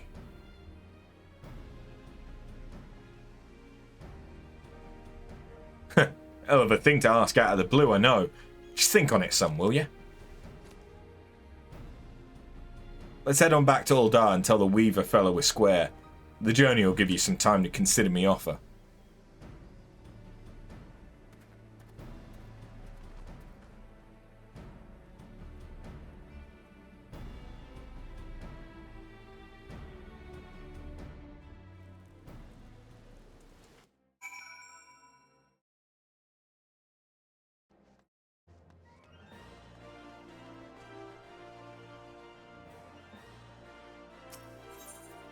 And back to the Weaver's Guild.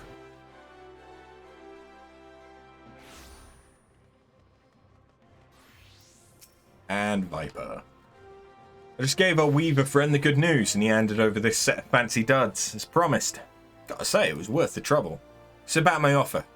You ready to become a Viper and protect folk from the nastiest beasts what ever lived? Yeah. A mighty fine answer. I'll make a Viper of you, just see I don't. First order of business, let me give you this here soul crystal. It contains knowledge of our fighting art passed down since ancient times, from one generation of Vipers to the next. Assuming you got the knack for it, our skills can be yours too.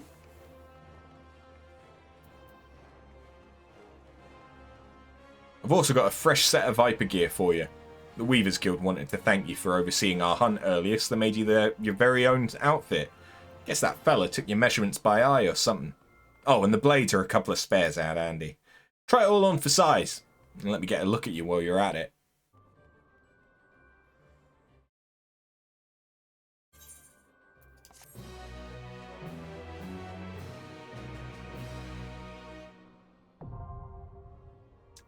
Viper.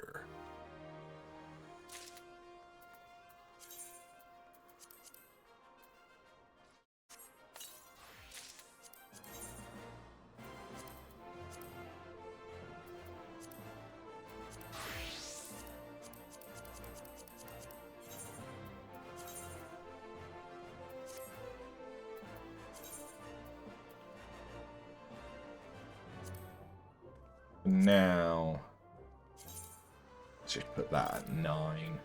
Fuck it. It'll work.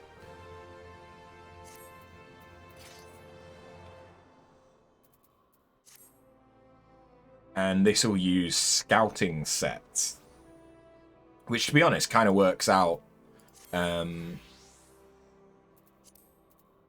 Because my ninja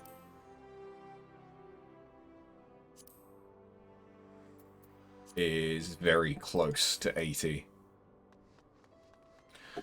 Okay, so Pictomancer. I mean, I'm gonna assume Gridania.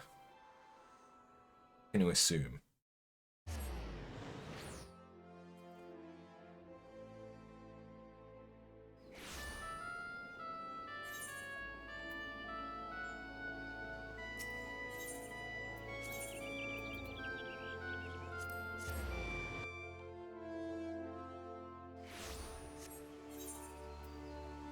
Yep, there it is. Okay, it's near Conjurer's Guild, really.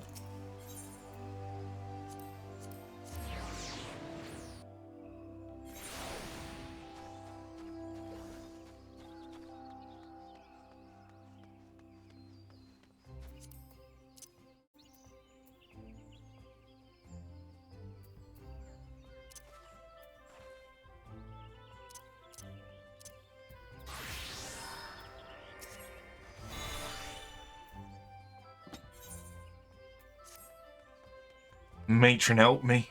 One more complaint this day and I swear. Forgive me my ramblings, but please, tell me you haven't come to make a complaint. Have you know my day is going swimmingly?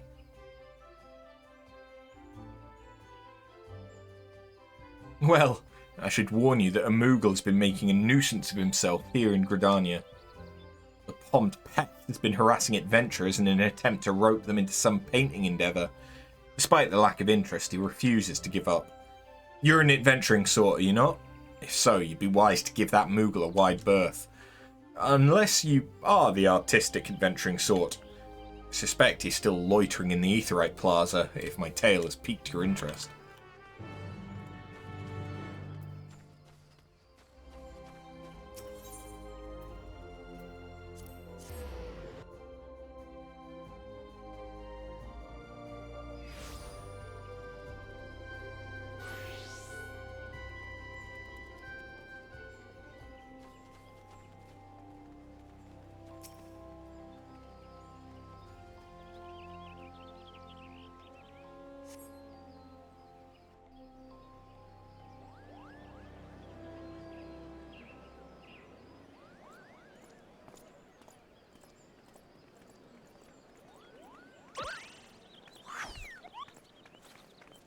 You there, Kupo. How would you like to do some painting? Not ordinary painting, mind you. Magic painting, where your works come to life. Your imagination's the limit.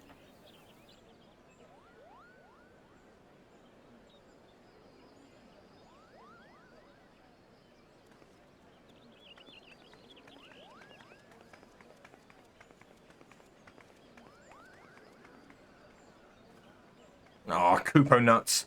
Why won't anyone give me a chance? I could do so much good with the power of pictomancy.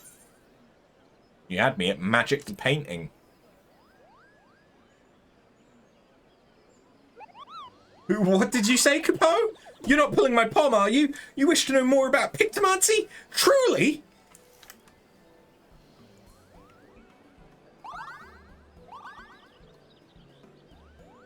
Hooray! Hooray!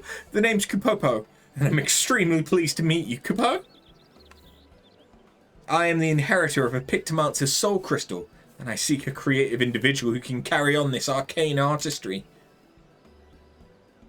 A history lesson's in order. Pictomancy was conceived some 1500 years ago, in the dusk of the 5th Astral Era. While other schools of magic that originated during that period, such as black and white, are expressions of the caster's will, Pictomancy relies on something even more abstract, the imagination. By channeling ether into a concept held in their mind's eye, a Pictomancer can give form to the formless.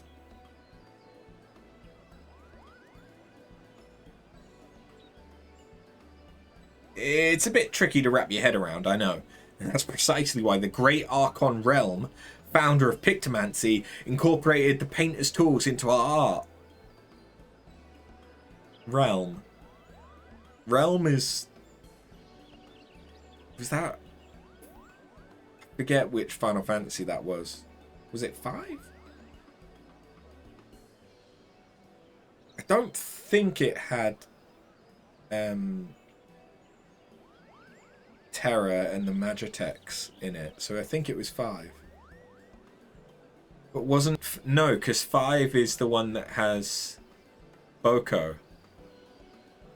So maybe it is 6.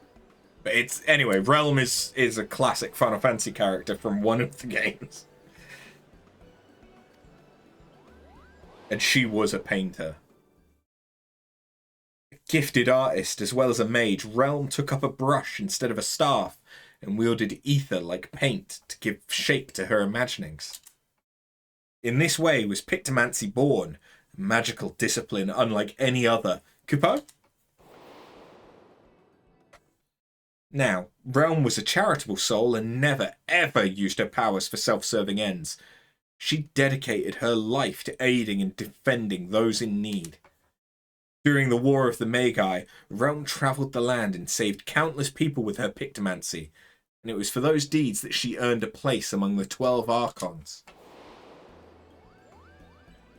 So, how about it? Would you like to take up the Archon's noble legacy and become, dare I say it, a Realm Reborn?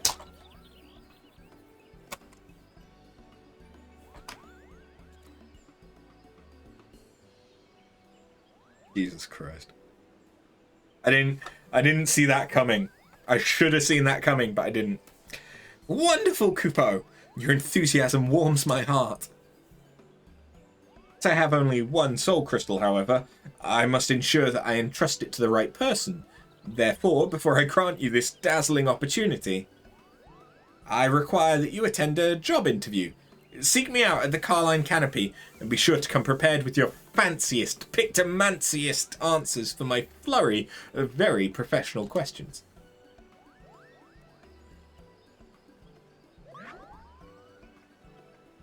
I have to attend a job interview?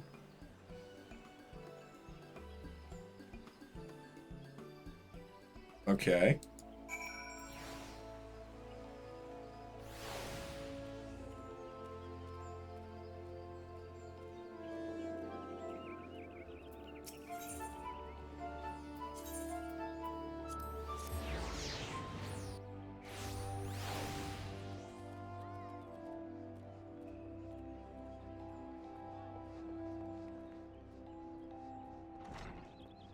Might not actually have been any quicker to teleport here.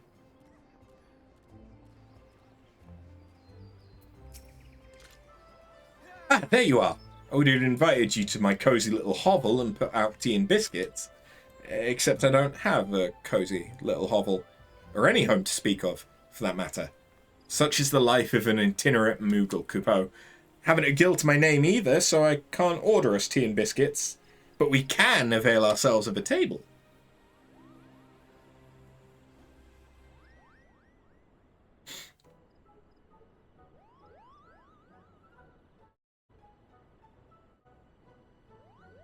By the power vested in me, I now pronounce this interview commenced, Kupo. Let's begin with the basics. Might I have your full name? I'm Afterbun. 'Tis a fine name. Well met, Afterbun. Right, on to the next question. What do you consider your primary vocation? Defender of the weak and champion of the realm. Oh, to declare it with such pride. You must be motivated to help others indeed. You've the ideal temperament for a Pictomancer, Kupo. Moving along to the next question. How would you rate your artistic abilities? My stick figure drawings are second to none.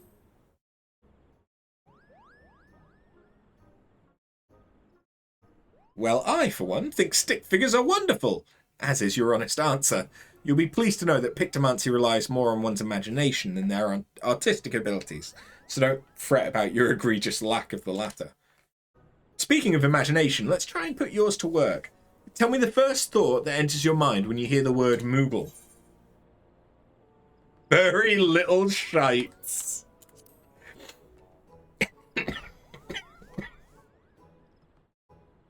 I beg your pardon? That's a rather unsettling answer, but I suppose there's a fine line between genius and madness. I won't dwell on it, Kupo. Now, this next question is very important. Someone's in trouble. What do you do? Help them without question. I didn't expect any other answer, Kupo. If I may ask a follow-up question, can you share a recent example of when you approached a soul in distress? Come again? A hero who's been inundated with complaints about my Pictomancy pitches? Oh dear, that's rather disheartening, Kupo. But this isn't about me. What's important is that you are not one to ignore the plight of another.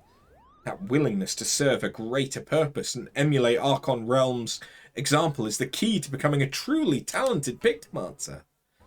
Having considered your answers, I reckon you have what it takes to become a capable Pictomancer. I'm so relieved I found you, Kupo. I deem you worthy of the Soul Crystal. However, I should warn you that it comes with some proverbial strings attached. A bit of emotional baggage, too. You see, several moons ago, I got into a terrible argument with my best friend. We went our separate ways, and I've not seen her since. I wish I could meet her again, try to reconcile more than anything. So if we hear aught of her during our journey together, I'd like you to lend me a helping hand. If you're still willing to train as a Pictomancer with this condition in mind, then the Soul Crystal is yours. Just say the word, Kupo.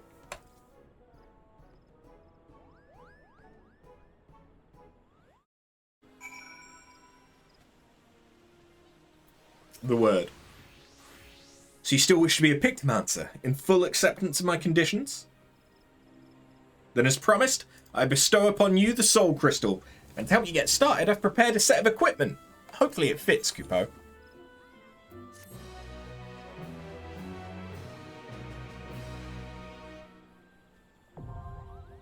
There we go. All classes unlocked. Every single goddamn.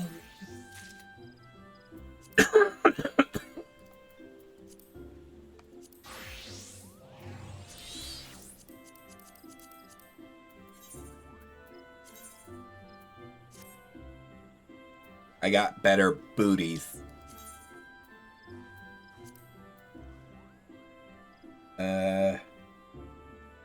Okay, so you can be 24.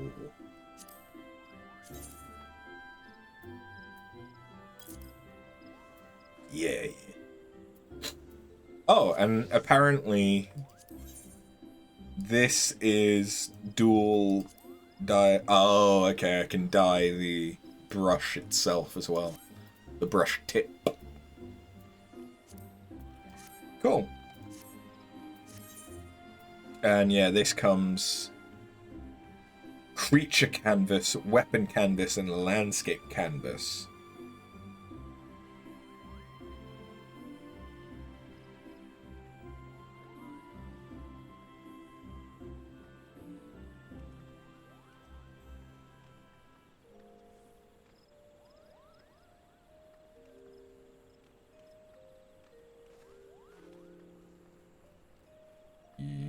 Yeah. We'll deal with that all another time. Once I've had a chance to mess about with it and learn it, and which is probably going to mean that I'm going to do some Palace of the Dead with these, which is probably what I'm going to do with Sage as well, because Palace of the Dead is really, I think I've talked about it before, but it's really handy for when you get a new class as part of the expansions that's already leveled, and you're trying to work out what moves do what and where to have things placed on your hotbars, because you can literally start Palace of the Dead and have nothing on your hotbar, and then build your hotbar as you level up. It does only really work up to level 60, but generally by the time that you get up to level 60, you've probably got a decent idea of how that class works, and then you can fit in whatever's left, because it'd only be 20 levels worth of stuff to add in the case of like this.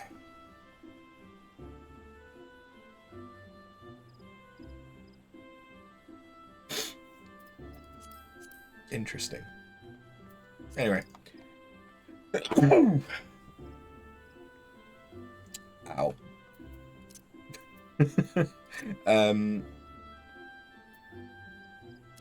Okay. What do I do now? Because I don't particularly have enough time to do much of anything else.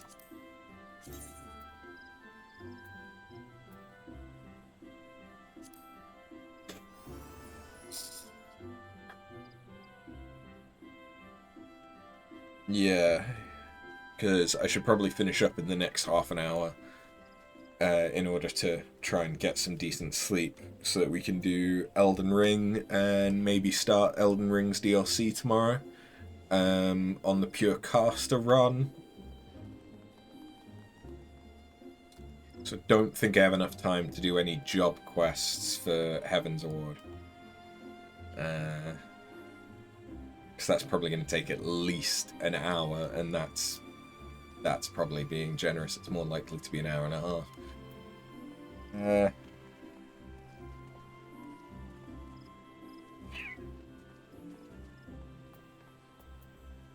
Just thinking, is there anything else?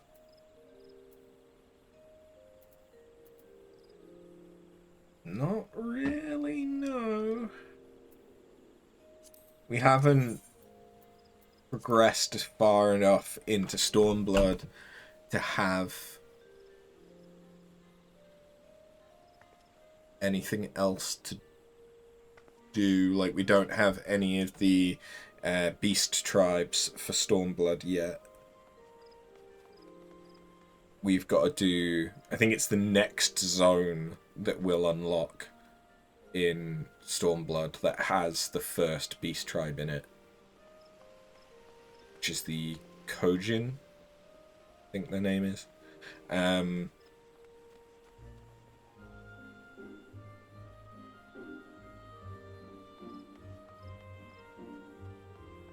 Yeah, I think I'm just gonna have to finish it here. I have spent a lot of money this stream as well, so I need to think about trying to get back on the money-making grind.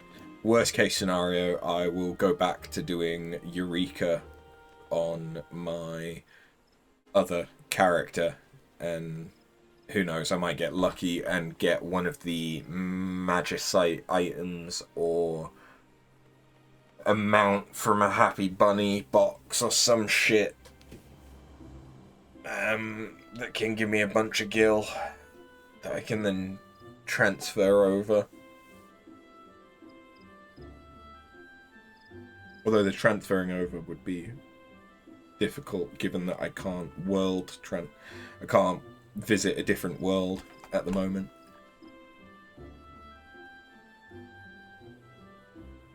That's a good point.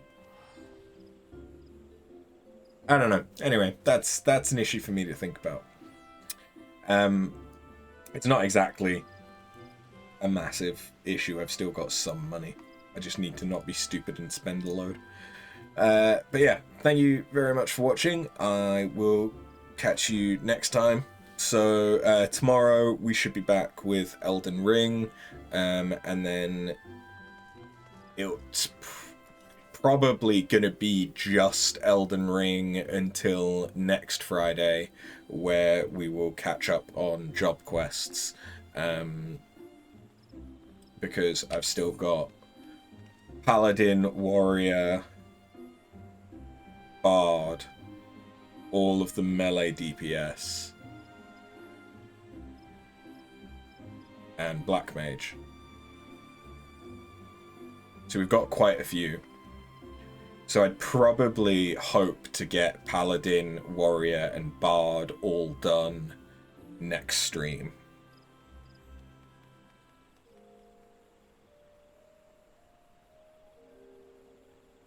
And then we could probably do Monk, Dragoon, Ninja, maybe also Samurai up to 60, and by that point, no, we'd probably do Monk, Dragoon, Ninja, because I think 3 is probably as much as I can do in one of these after work streams. Then Samurai, Black Mage, and by that point I'll have leveled Red Mage up to at least 60, so that we can get everything ready for the start of the Stormblood job quests. There's a lot of stuff to still do. The job quests take up a lot of time.